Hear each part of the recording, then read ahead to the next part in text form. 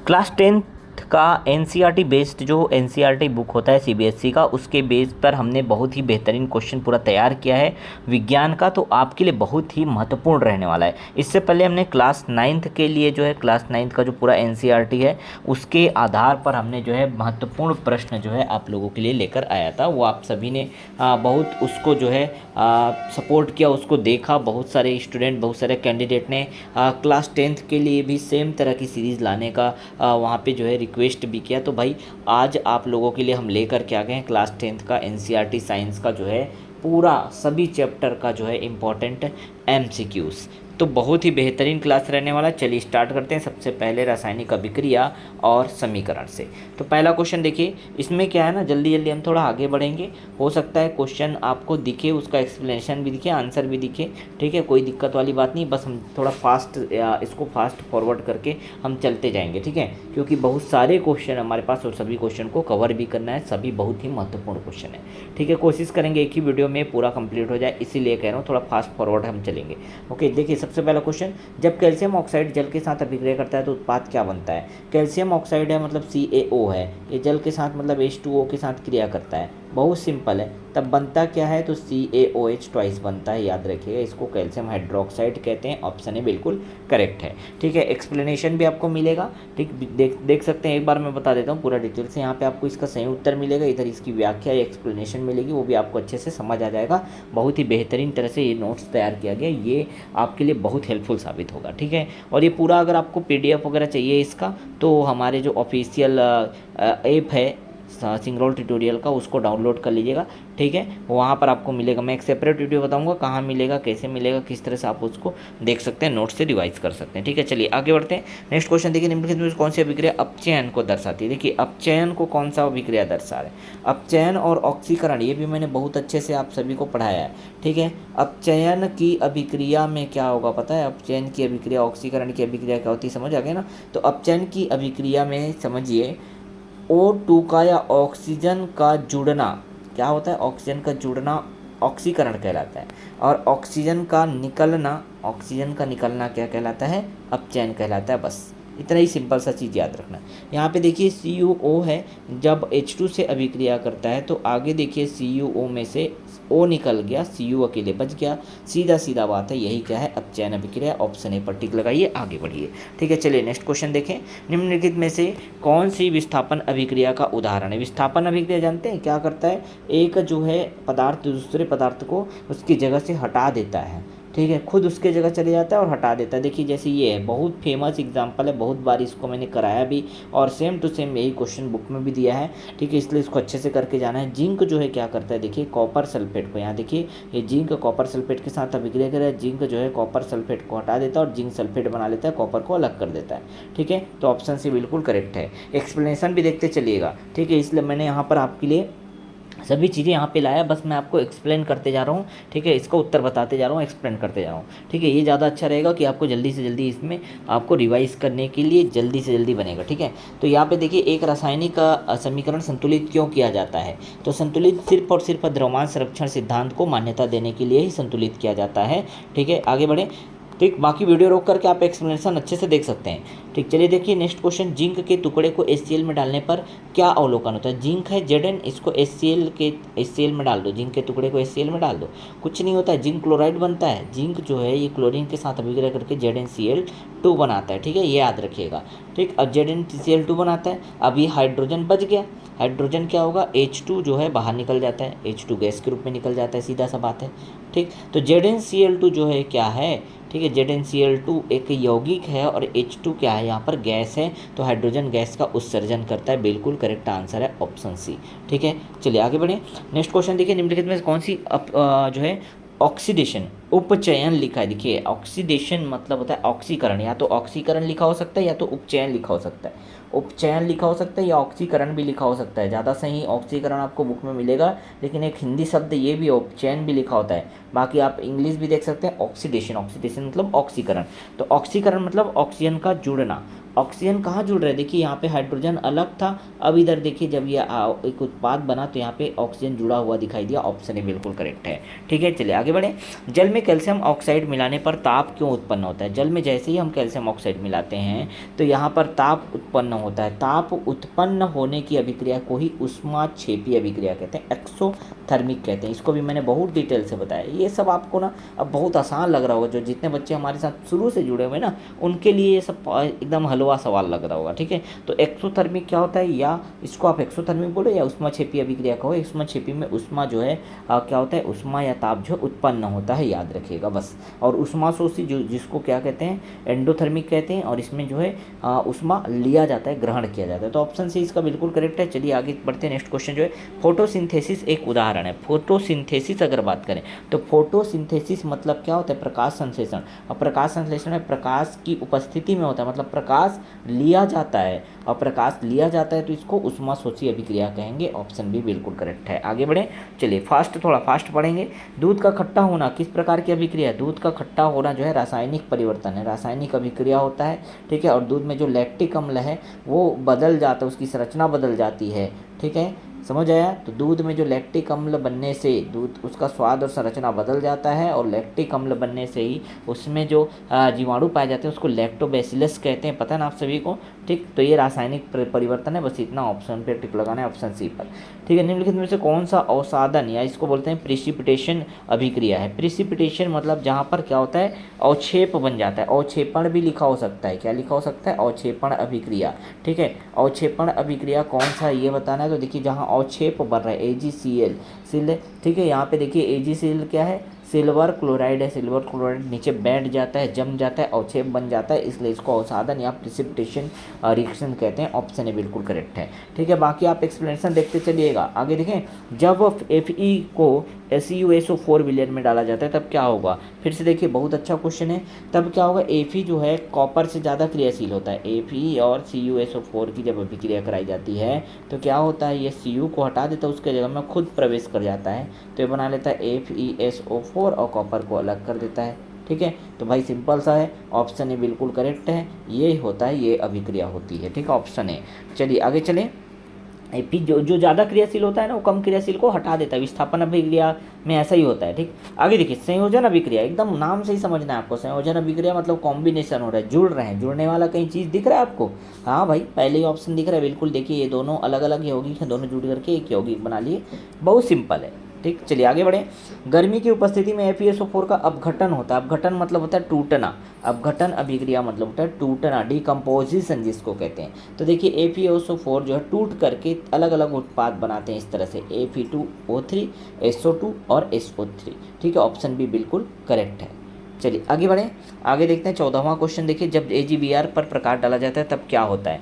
AgBr जो है क्या है, एक जो सिल्वर ब्रोमाइड जिसको कहते हैं, इस पर जब प्रकाश डालते हैं ना तो इस पे जो है फोटो डिकम्पोजिशन होता है। इस प्रक्रिया को फोटो डिकम्पोजिशन कहते हैं, इसको प्रकाशीय अपघटन भी कह सकते हैं। प्रकाशीय अपघटन की क्रिया होती है। तो जब AgBr पर प्रकाश डालते हैं तो प्रकाश की उपस्थिति में क्या होगा, यहाँ पर हम प्रकाश डालें, प्रकाश की उपस्थिति में अभिक्रिया कराएंगे तो ये जो सिल्वर है वो अलग हो जाएगा और ब्रोमीन भी अलग हो जाएगा, दोनों अलग हो जाएगा। ऐसा ऑप्शन आपको दिख रहा है, ऑप्शन ए टिक लगाइए। आगे बढ़िए। चलिए 15वां क्वेश्चन देखिए, किस रासायनिक अभिक्रिया में केवल एक ही पदार्थ से दो या दो से अधिक पदार्थ बनते हैं? एक ही पदार्थ से दो या दो से अधिक पदार्थ बन रहे हैं, मतलब अपघटन हो रहा है, टूट रहा है। एक पदार्थ था वो क्या हो गया, टूट करके दो अलग अलग पदार्थ में बन गए। कितना आसान है, ऑप्शन बी टिक लगाइए। आगे बढ़िए, मज़ा आ रहा है? देखिए ये सेशन अच्छा लग रहा है आपको, मज़ेदार लग रहा है तो बिल्कुल आपको क्या करना है, जो है इस वीडियो को लाइक करना है, अपने दोस्तों तक, अपने फ्रेंड्स तक शेयर जरूर करना है। ठीक है, चलिए चैप्टर 2 का देखिए। चैप्टर 2 में 25 क्वेश्चन है। अम्ल क्षार लवण की कुछ इंपॉर्टेंट क्वेश्चन करेंगे पेपर में, श्योर शॉर्ट यहाँ से क्वेश्चन बनने हैं। ठीक है, जिसमें पहला क्वेश्चन देखिए, किस अम्ल का उपयोग बैटरी में किया जाता है? बैटरी में उपयोग करने वाला अम्ल कौन सा है? सल्फ्यूरिक अम्ल है, याद रखिएगा। ऑप्शन सी बिल्कुल करेक्ट है। H2SO4 को सल्फ्यूरिक अम्ल कहते हैं और इसी का प्रयोग किया जाता है बैटरी में। ठीक है, बैटरी विशेषकर लेड एसिड बैटरी में H2SO4 सल्फ्यूरिक अम्ल का प्रयोग किया जाता है। ठीक है, ऑप्शन सी। नेक्स्ट देखिए, किस क्षार का उपयोग साबुन बनाने में? देखिए मोस्ट इंपॉर्टेंट क्वेश्चन, किसका उपयोग, कौन से क्षार का उपयोग साबुन बनाने में किया जाता है? तो सोडियम हाइड्रोक्साइड है, ऑप्शन सी बिल्कुल करेक्ट है। सोडियम हाइड्रोक्साइड का उपयोग साबुन बनाने में करते हैं। इसको कास्टिक सोडा भी कहते हैं, याद रखिएगा, पेपर में डायरेक्ट आता है। कास्टिक सोडा किसे कहते हैं? कास्टिक सोडा का सूत्र लिखिए तो NaOH क्या है, कास्टिक सोडा का सूत्र है। कास्टिक सोडा को ही सोडियम हाइड्रोक्साइड कहते हैं या इसका नाम है सोडियम हाइड्रोक्साइड, ठीक है, सूत्र भी याद रखना है। क्लियर। आगे देखें, नींबू में पाया जाने वाला अम्ल, मोस्ट इंपॉर्टेंट क्वेश्चन, नींबू में साइट्रिक अम्ल, जो भी खट्टे पदार्थ हैं उसमें जो अम्ल पाया जाता है वो साइट्रिक अम्ल ही होता है, ठीक है, साइट्रिक एसिड होता है। खट्टा बनाने वाला जो भी पदार्थ है या जो भी आपको मिलेगा सामग्री कह सकते हैं, फल हो गए, कुछ फल फ्रूट हो गए, उसमें आप देखोगे अगर खट्टापन है मतलब वहाँ साइट्रिक अम्ल या साइट्रिक एसिड है, ठीक है। चलिए नेक्स्ट क्वेश्चन देखें, निम्नलिखित से कौन सा लवण प्राकृतिक रूप से उपलब्ध होता है। प्राकृतिक रूप से उपलब्ध होने वाला लवण कौन है, नमक है। नमक जो है क्या है, प्राकृतिक रूप से उत्पन्न होने वाला जो है लवण है, ठीक है, या कह सकते हैं एक तरह का सॉल्ट ही है नमक, ठीक है। और इसका जो सूत्र होता है नमक का, साधारण नमक, उसको NaCl या सोडियम क्लोराइड कहा जाता है। बिल्कुल करेक्ट आंसर है, आपको मिलेगा कहाँ, ऑप्शन डी पर। ऑप्शन डी पर टिक लगाइए। आगे बढ़िए, लिटमस नीला से लाल, नीला से लाल होता है, देखिए ब्लू से रेड, और इसके लिए मैंने ट्रिक बताया था ABR, ए से ए के बाद बी आता है ना, मतलब एसिड, ए फॉर एसिड, याद आ रहा होगा थोड़ा बहुत। अम्ल जो है क्या करता है, नीले लिटमस को लाल में बदल देता है, सीधा सा बात है। मतलब आप बोल रहे हो नीला से लाल अगर हो रहा है तो कौन सी दशा है, तो भाई अम्लीय दशा है, और क्या है, कोई दिक्कत वाली बात नहीं है। आगे बढ़ते चलिए। आगे देखिए, अम्लों का पीएच मान किस सीमा में होता है। अम्लों का पीएच मान जो है ना 7 से कम होता है। 7 से कम मतलब 0 से 7 के बीच में होता है। देखिए एक पीएच, ऐसा पीएच स्केल आपने पढ़ा होगा, बीच में 7 होता है, इधर 6 होगा, इधर 5 होगा, इधर 4 होगा, इधर 3 होगा, 2 होगा और 1 होगा, ठीक है, और इधर 0 होगा, समझ गए। इधर वैसे अगर गए तो 8 हो जाएगा, 9 हो जाएगा, 10 हो जाएगा, ये हो जाएगा 14 तक जाता है ऐसे। तो ये जो 7 है ना, इसको कहते हैं उदासीन। ये क्या होगा, उदासीन होगा। पीएच स्केल यहाँ पे 7 जो है वो उदासीन होगा, और 7 से जो इधर होंगे लेफ्ट साइड में जो भी आएगा वो क्या होगा, अम्लीय होगा, अम्ल होगा। और अगर हम 7 के इस तरफ राइट साइड में अगर देखें, दाएँ साइड में, तो वो क्षारीय होगा, क्षार होगा। बस इतना ही कॉन्सेप्ट याद रखना है आपको पीएच स्केल में, ठीक है। तो अम्ल बोल रहा है मतलब 0 से 7 तक जो भी चीज़ें आएंगी, जो भी पीएच मान आएगा वो अम्लीय ही होगा, अम्ल होगा। 0 से 7 करेक्ट आंसर ऑप्शन ए है, ठीक है। आगे बढ़ें, क्लियर हुआ यहाँ तक, ऑप्शन ए बिल्कुल करेक्ट है। चलिए नेक्स्ट क्वेश्चन देखिए, एक क्षार और अम्ल की अभिक्रिया से, क्षार और अम्ल, क्षार और अम्ल जब भी क्रिया करेंगे, मतलब एसिड और बेस जब क्रिया करेंगे तो हमेशा लवण बनता है। क्या बनता है, लवण बनता है, सॉल्ट बनता है, और क्या बनता है, इसके साथ साथ जल बनता है, ठीक है। तो एसिड और बेस, ए और बी का मतलब समझ रहे हैं, अम्ल और क्षार, अम्ल और क्षार जब भी क्रिया करते हैं तो लवण बनता है और जल बनता है। इसको याद रखिएगा, हमेशा मोस्ट इंपॉर्टेंट क्वेश्चन बन करके आएगा। इसको कभी भी खाली स्थान के रूप में भी पूछ सकता है, कैसे भी पूछ सकता है, बस इसको याद रखेगा, ठीक है। पूछने के तरीके अलग अलग हो सकते हैं लेकिन क्वेश्चन यही रहेगा।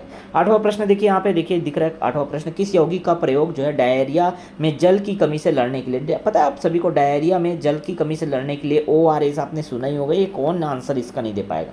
ओरल रिहाइड्रेशन सॉल्यूशन कहते हैं, जिसमें लवण और ग्लूकोज होते हैं, जो शरीर में पानी की पूर्ति करता है। याद रखिएगा, ये ORS बहुत महत्वपूर्ण है। डायरिया या पेचिस वगैरह लग जाता है तब जो है इसका उपयोग किया जाता है ORS का, ठीक है। चलिए नेक्स्ट क्वेश्चन पे आते हैं। पेट की अम्लता को कम करने के लिए, अगर आपके पेट में एसिडिटी ज़्यादा हो गया, अम्ल ज़्यादा हो गया, तो भाई उसके लिए आपको क्षार यूज़ करना पड़ेगा ना, ताकि अम्ल और क्षार आपस में क्रिया करके लवण और जल बना देते हैं, आपको पता है, ठीक है। तो पेट में अगर अम्ल हो गया ज़्यादा, हाइड्रोक्लोरिक अम्ल अधिक हो गया, तो आपको एंटासिड लेना होगा। एंटासिड दवाई आता है, जैसे इनो वगैरह हो गए, वो सब एंटासिड है। और एंटासिड जो है कैसा होता है, क्षारीय पदार्थ होता है, और खासकर एंटासिड के रूप में MgOH ट्वाइस मतलब मैग्नीशियम हाइड्रोक्साइड का उपयोग किया जाता है। बहुत अच्छा क्वेश्चन है। चलिए क्वेश्चन नंबर 10 देखें, जिस अम्ल का उपयोग खाद्य पदार्थों को संरक्षित करने में किया जाता है वो क्या है। खाद्य पदार्थों को संरक्षित करने में जो अम्ल का उपयोग किया जाता है उसको प्रिजर्वेटिव कहते हैं, प्रिजर्वेटिव, ठीक है। और ये बेंजोइक अम्ल होता है, बेंजोइक अम्ल याद रखिएगा, ऑप्शन है बिल्कुल करेक्ट है। तो खाद्य पदार्थों को सुरक्षित रखने के लिए जिस अम्ल का प्रयोग करते हैं उसे बेंजोइक अम्ल कहते हैं, ऑप्शन है बिल्कुल करेक्ट है। चलिए आगे बढ़ें। सोडियम बाइकार्बोनेट को क्या कहा जाता है। सोडियम बाइकार्बोनेट को ही बेकिंग सोडा कहा जाता है, याद रखिएगा, बस बेकिंग सोडा करेक्ट आंसर है। सोडियम बाइकार्बोनेट, सूत्र भी याद रखिएगा, NaOH, ठीक है। सोडियम हाइड्रोजन कार्बोनेट या सोडियम बाइकार्बोनेट दोनों नाम से इसको जाना जाता है। सूत्र याद रखिएगा, यही जो है बेकिंग सोडा का सूत्र है। सूत्र भी पूछ सकता है, नाम भी पूछ सकता है, ठीक है। नेक्स्ट क्वेश्चन देखें, टूथपेस्ट का पीएच मान क्या होना चाहिए। तो टूथपेस्ट का पीएच मान क्या होना चाहिए, क्षारीय होना चाहिए। पीएच मान ना 7 से अधिक होना चाहिए, अगर बोले तो 7 से अधिक, जो टूथपेस्ट है वो आप देखोगे उसमें क्षारीयता होती है, थोड़ा क्षारीय रखा जाता है। क्यों पता है? क्योंकि जो मुख में या मुंह में जो अम्लता की मात्रा बढ़ जाती है उसको कम करने के लिए क्षारीय पदार्थ होना बहुत जरूरी है। इसलिए टूथपेस्ट का पीएच मान भी क्या होगा? क्षारीय में होगा, ठीक है, ताकि दांतों की रक्षा हो सके, अम्लीय भोजन से दांतों की रक्षा किया जा सके। तो 7 से अधिक होता है, याद रखिएगा। क्लियर हुआ यहाँ तक? चलिए नेक्स्ट क्वेश्चन देखें। अम्ल का स्वाद सामान्यतः कैसा होता है? तो ये बहुत आसान क्वेश्चन है, खट्टा होता है। चलिए आगे बढ़ते चलिए, अच्छे अच्छे क्वेश्चन भी है, कुछ आसान क्वेश्चन मिलेंगे, डिफिकल्टी लेवल भी मैंने मेंटेन करके रखा हुआ है, ऐसा नहीं कि सभी आसान क्वेश्चन है। लाल लिटमस नीला हो जाता है जब, अब देखिए लाल नीला हो रहा है, नीला लाल तो मैंने बता दिया था। अब लाल जो है नीला हो रहा है, लाल लिटमस पेपर है नीला हो रहा है, मतलब वहाँ पे क्या होगा? क्षार डाला जाएगा, ठीक है, अच्छे से पता है, क्षार डाला जाएगा तभी होगा। क्लियर हो गया? तो ए बी आर वाला जो ट्रिक है ना बहुत आसान है, इसको ऐसे समझिए, ए फॉर एसिड, एसिड जो है ब्लू को रेड कर देता है, ठीक। अब यहाँ फिर से आता हूँ मैं बी से, बी जो है, बी क्या है? बी, बी मतलब होता है बेस, बेस क्षार, क्षार क्या करता है? रेड को ब्लू कर देता है। तो ए बी आर बी ऐसा भी याद कर सकते हैं आप, कोई दिक्कत वाली बात नहीं है, ठीक है, बहुत आसान तरीका है। तो बी जो है करेक्ट आंसर इसका। चलिए आगे बढ़ें। Bleaching powder, most important question, रट्टा मार लो इसको। ब्लीचिंग पाउडर का सूत्र बहुत बार डायरेक्ट क्वेश्चन आया है, CaOCl ट्वाइस कहते हैं इसको, Ca करना फिर OCl ट्वाइस कहते हैं इसको, बोले जाए अगर पूरा नाम तो याद रखेगा, कैल्शियम ऑक्सीक्लोराइड है, कैल्शियम ऑक्सीक्लोराइड कहते हैं इसको, ठीक है।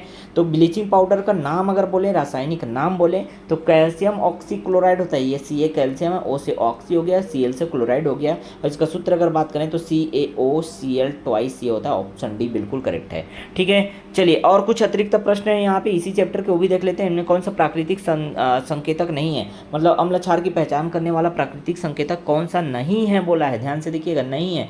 तो मेथाइल ऑरेंज जो है ना ये सिंथेटिक है, मतलब ये कृत्रिम रूप से बनाया गया एक संकेतक है, जबकि हल्दी हो गया, लाल गोभी का रस हो गया, लिटमस पेपर हो गया, लिटमस हो गया, ये सब जो है क्या है? प्राकृतिक संकेतक हैं। बल्कि अगर बात करें मिथाइल ऑरेंज का, तो मिथाइल ऑरेंज प्राकृतिक संकेतक नहीं है, ठीक है। क्वेश्चन समझ आया अच्छे से? ऑप्शन सी बिल्कुल करेक्ट है।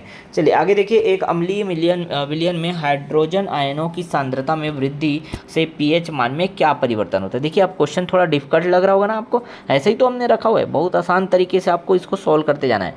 देखिए अगर हाइड्रोजन आयन की सांद्रता बढ़ती है तो याद रखिएगा, हाइड्रोजन आयन की सांद्रता जब बढ़ती है तो पीएच मान क्या होगा? कम होगा, घटेगा। हाइड्रोजन आयन की सांद्रता बढ़ने से पीएच घटता है, ठीक है, याद रखिएगा, बहुत आसान है। ऐसे भी समझिए, ये हाइड्रोजन अम्ल की सांद्रता है ना, ऐसे इस तरह से समझिएगा इसको, ऐसे ये वाला चित्र आपने देखा ही होगा, ठीक है। यहाँ हाइड्रोजन आयन की सांद्रता को बताता है, ये सांद्रता को बताता है, ठीक है। जैसे ही हम 14 नंबर पे आते हैं तो देखिए सांद्रता कितना ज़्यादा हो गया हाइड्रोजन का।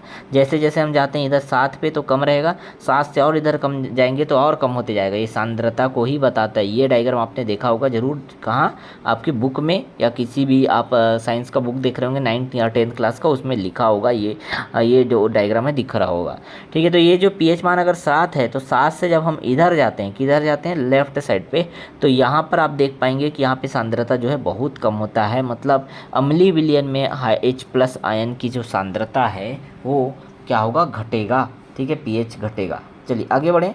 बेकिंग सोडा, देखिए अच्छा क्वेश्चन, बेकिंग सोडा का तो आपको पता है, सोडियम हाइड्रोजन कार्बोनेट या सोडियम बाइकार्बोनेट कहते हैं, ऑप्शन भी बिल्कुल करेक्ट है। चलिए आगे बढ़िए। सैक्ड लाइम, ये देखिए बहुत अच्छा क्वेश्चन, सैक्ड लाइम किसको कहते हैं पता है?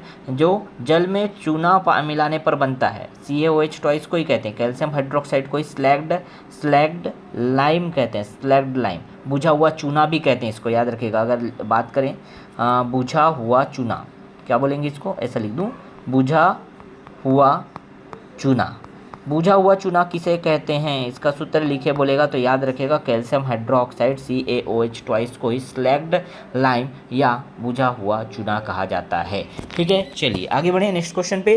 कौन सा यौगिक जल में घुलकर क्षारीय घोल बनाता है? तो जो है ये कौन सा यौगिक है? CaOH ट्वाइस है, कैल्शियम हाइड्रोक्साइड जो है जल में घुलकर क्या बनाता है? क्षारीय घोल बनाता है। चलिए आगे देखिए, पीएच में पाने पर 7 से कम मान क्या दर्शाता है? 7 से अगर कम हो गया तो अम्ल होता है, ऑप्शन सी। आगे बढ़ते चलिए, बहुत आसान क्वेश्चन है कुछ, और कुछ जो है आपको थोड़े से दिमाग लगाने होंगे। जब अम्ल किसी धातु से अभिक्रिया करता है तो क्या बनता है? तो जब भी याद रखिएगा, अम्ल धातु के साथ अभिक्रिया करता है, एक एसिड है वो धातु के साथ मतलब मेटल के साथ अगर अभिक्रिया करता है तो हमेशा याद रखिएगा एक लवण बनता है, सॉल्ट बनता है, और हाइड्रोजन गैस मुक्त करता है। बहुत अच्छे से भी मैंने इसको पढ़ा है, एसिड बेस और सॉल्ट वाले चैप्टर में बहुत डिटेल से पढ़ाया हूँ, ठीक है। क्योंकि यहाँ क्वेश्चन कर रहे हैं इसलिए मैं फिर भी आपको अभिक्रिया लिख करके यहाँ पे समझा रहा हूँ, एक्सप्लेन करने का प्रयास कर रहा हूँ, ठीक है। लेकिन वहाँ जब आप थ्योरी पूरा पढ़े होगे तो भाई कोई डाउट नहीं रहा होगा, आपको जरूर आपके दिमाग में रहा होगा कि जब एक अम्ल है या एसिड है वो किसी धातु के साथ क्रिया करता है तो लवण और क्या बनाता है, हाइड्रोजन गैस मुक्त करता है। तो ऑप्शन सी बिल्कुल करेक्ट है। आगे बढ़ें, नेक्स्ट क्वेश्चन देखिए, नींबू और सिरके में कौन सा आम अम्ल पाया जाता है। नींबू और सिरके की अगर बात करें तो नींबू भी खट्टापन होता है, सिरके में भी खट्टापन होता है और इसमें ज़्यादातर साइट्रिक अम्ल, मैंने बताया खट्टापन मतलब साइट्रिक अम्ल, याद रखिएगा। चलिए आगे बढ़ते हैं। देखिए लिटमस नीला से लाल कब हो जाता है, तो ब्लू से रेड, याद रखिएगा ब्लू से रेड हो रहा है तो ए आगे सामने जोड़ दो, बस एसिड में अम्ल में। बस कितना आसान आसान क्वेश्चन है, जो ट्रिक हमारा है बहुत आसान। ब्लीचिंग पाउडर को क्या कहते हैं पता है, कैल्शियम ऑक्सीक्लोराइड, याद है CaOCl2 ऐसा लिखा होगा, ज़्यादा सही रहेगा CaOCl2 ट्वाइस ऐसा लिखा होता है, याद रखिएगा। यहाँ पे थोड़ा ब्रैकेट का प्रॉब्लम है कह सकते हैं, फिर भी आप ऐसे याद रखिएगा CaOCl2 ट्वाइस, ठीक है। तो कैल्शियम ऑक्सीक्लोराइड कहा जाता है, ऑप्शन है बिल्कुल करेक्ट है, ठीक है। आगे बढ़े, नेक्स्ट क्वेश्चन देखिएगा आप, धातु और अधातु के भी अब क्वेश्चन आने वाले हैं। धातु और अधातु के सभी चैप्टर जो है हम ले लिए हैं, आपको कोई भी चैप्टर नहीं छूटेगा, बहुत बेहतरीन तैयारी होगी यहाँ, ठीक है। जितना देर भी जितना लंबा भी ये वीडियो बन रहा है आपको बस ध्यान से देखते चलना है, बहुत बेहतरीन क्वेश्चन आपका यहाँ पे मिलेगा और तैयार भी होगा आप, क्योंकि आप थ्योरी पढ़ चुके हैं तो बस आपको प्रैक्टिस करते चलना है, इसलिए सब क्वेश्चन का सीरीज हम लेकर के हैं। तो कौन सा तत्व इतना अभिक्रियाशील होता है कि उसे वायु में खुले में नहीं रखा जा सकता, तो याद रखिएगा पोटेशियम होता है। आपने सोडियम को पढ़ा होगा, सोडियम भी बहुत इम्पोर्टेंट है, याद रखिएगा। सोडियम भी एक ऐसा होता है तत्व जो बहुत ज़्यादा क्रियाशील होता है और वायु और वायु में उपस्थित जो नमी है उससे क्रिया करके क्या करता है, आग लग जाता है, विस्फोट पैदा करता है। कौन, सोडियम। इसलिए उसको क्या करते हैं, उसको जो है मिट्टी के तेल में डुबा कर रखते हैं सोडियम को। लेकिन सोडियम जैसा ही पोटेशियम भी बहुत अभिक्रियाशील धातु है, याद रखिएगा। इसका नाम बहुत लोग नहीं जानते क्योंकि सोडियम तो सबने पढ़ा है, लेकिन पोटेशियम को बहुत सारे बुक में या बहुत सारे लोग जो हैं इसको चर्चा ही नहीं करते, सोडियम को ज़्यादा याद रखते हैं। तो याद रखिएगा पोटेशियम भी एक ऐसा धातु है जो क्या करता है, जो बहुत अधिक क्रियाशील होता है, अभिक्रियाशील होता है और जो है आग पकड़ लेता है, इसलिए इसको मिट्टी के तेल में डुबा कर रखा जाता है। ऑप्शन भी बिल्कुल करेक्ट है, ठीक है। चलिए नेक्स्ट क्वेश्चन देखिए, निम्न में कौन सी धातु कमरे के तापमान पर तरल अवस्था में पाई जाती है। कौन सी धातु जो है तरल अवस्था मतलब द्रव अवस्था में पाया जाने वाला धातु कौन सा है, कितने बार मैं बोला हूँ इसको याद करो, पारा है, ऑप्शन सी बिल्कुल करेक्ट है। पारा जिसको क्या कहते हैं, Hg भी कहते हैं, सूत्र भी याद रखिए। एकमात्र धातु जो सामान्य जो तापमान पर है तरल अवस्था में या द्रव अवस्था में पाया जाता है, ठीक है।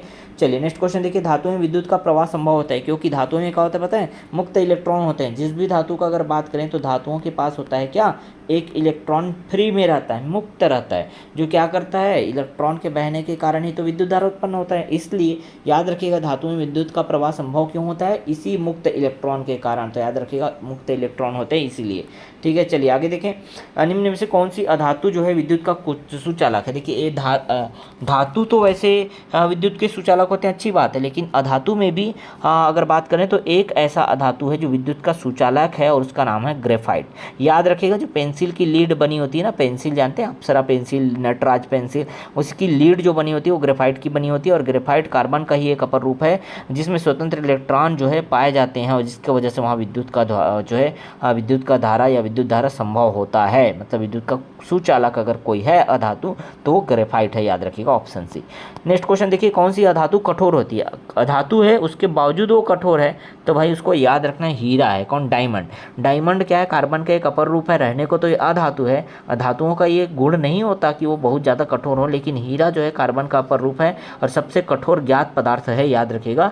जो है अधातु में अगर बात करें कठोर कौन होता है तो हीरा होता है। चलिए नेक्स्ट क्वेश्चन देखें, जब धातु जल से क्रिया करती है तब उत्पाद क्या बनता है। फिर वही बात है, धातु जब जल से क्रिया कर रहा है, धातु कोई भी धातु जो है मेटल, ठीक है, जैसे सोडियम हो गया, सोडियम जल के साथ क्रिया कर रहा है H2O, ठीक है, ये क्या बना लेगा पता है, सोडियम हाइड्रोक्साइड बना लेगा, NaOH बना लेगा, ठीक है। उसके अलावा देखिए NaOH तो बना लिया, एक और हाइड्रोजन बच जाता है और हाइड्रोजन जब अभिक्रिया संतुलित करेंगे तो H2 गैस मुक्त करता है, बाहर निकलता है। मतलब ये NaOH क्या है, एक तरह का क्षार है, ये क्या है, क्षार है, ठीक, और ये क्या है, हाइड्रोजन गैस है। तो क्षार और हाइड्रोजन गैस बनता है, ऑप्शन बी बिल्कुल करेक्ट है। चलिए आगे बढ़े, नेक्स्ट क्वेश्चन देखिए, धातु ऑक्साइड सामान्यतः किस प्रकृति के होते हैं। धातु के जो ऑक्साइड होते हैं वो क्षारीय प्रकृति के होते हैं, एकदम आज बहुत बेहतरीन क्वेश्चन है। आप जब 10th का जब आपको अगर सिलेबस दिया है तो भाई उसके हिसाब से देखा जाए ना, बुक में डायरेक्ट ये लाइन लिखा हुआ है, इसलिए कह रहा हूँ सभी बहुत ही ज़्यादा महत्वपूर्ण है। तो धातु ऑक्साइड जो है किस प्रकृति के होते हैं, अगर बात करें तो क्षारीय प्रकृति के होते हैं। धातु के ऑक्साइड क्षारीय प्रकृति के होते हैं। निम्न में से कौन सी अधातु जो है जल से अभिक्रिया नहीं करती, तो जल से अभिक्रिया करने वाली कौन सी धातु जल से अभिक्रिया नहीं करती, तो क्लोरीन भी नहीं करता है, ऑक्सीजन भी नहीं करता है, सल्फर भी नहीं करता है, कोई भी सीधे जल से अभिक्रिया नहीं करती, मतलब सभी इसका क्या होगा, करेक्ट आंसर होगा। ठीक, नेक्स्ट क्वेश्चन देखिए, कौन सी धातु को चाकू से काटा जा सकता है। मोस्ट इंपॉर्टेंट क्वेश्चन, कई बार मैं इसको पढ़ा दिया और वो धातु है सोडियम। इसको मिट्टी के तेल में भी डुबा कर रखा जाता है, बहुत नरम होता है इसलिए इसको चाकू से भी काटा जा सकता है। दोनों आंसर याद रखिएगा। नेक्स्ट क्वेश्चन देखिए, धातु और अम्ल की अभिक्रिया से क्या उत्पन्न होता है। धातु और अम्ल की जब भी अभिक्रिया कराएंगे तो हाइड्रोजन गैस उत्पन्न होता है, कोई दिक्कत वाली बात नहीं है। कोई भी धातु ले लो, जैसे यहाँ जिंक लिया है, एक अम्ल लिया, उसके साथ अभिक्रिया कराया तो H2 जो है मुक्त होता है, याद रखिएगा, हाइड्रोजन गैस मुक्त होता है। ऑप्शन ए बिल्कुल करेक्ट है।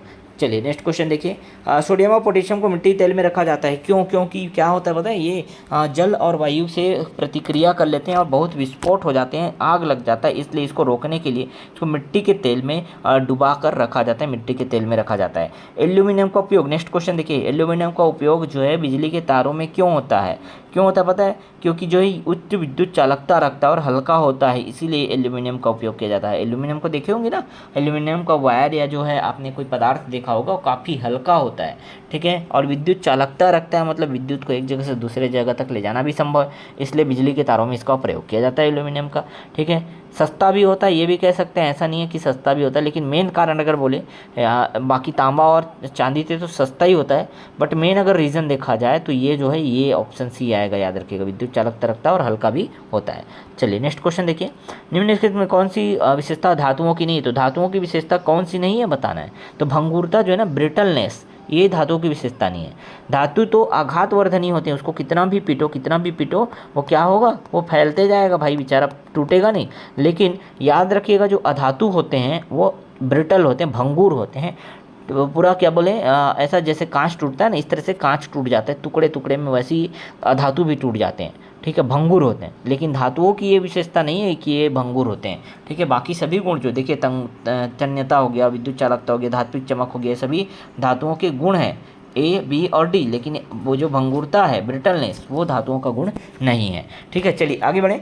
कौन सी अधातु जो है लौह चुंबक को आकर्षित नहीं करती है, तो याद रखिएगा, यहाँ पर ध्यान से देखिए, लौह चुंबक को आकर्षित कौन सी धातु जो है, अधातु जो है लौह चुंबक को आकर्षित कौन सा नहीं करता है, तो इसमें ऑक्सीजन भी आकर्षित नहीं करता, सल्फर भी नहीं करता, नाइट्रोजन भी नहीं करता, मतलब सभी इसका क्या होगा, करेक्ट आंसर है, कोई भी चुंबक को आकर्षित नहीं करता। नेक्स्ट क्वेश्चन देखिए, कौन सी अधातु द्रव अवस्था में पाई जाती है, मोस्ट इंपॉर्टेंट क्वेश्चन, तो ये ब्रोमीन है। ब्रोमीन एकमात्र ऐसा धातु है जो द्रव अवस्था में पाई जाती है, इसलिए मोस्ट इंपॉर्टेंट क्वेश्चन बनता है। बार बार मैं इसको कहा हूँ, हर बार कहा हूँ कि भाई इसको अच्छे से करके जाना है।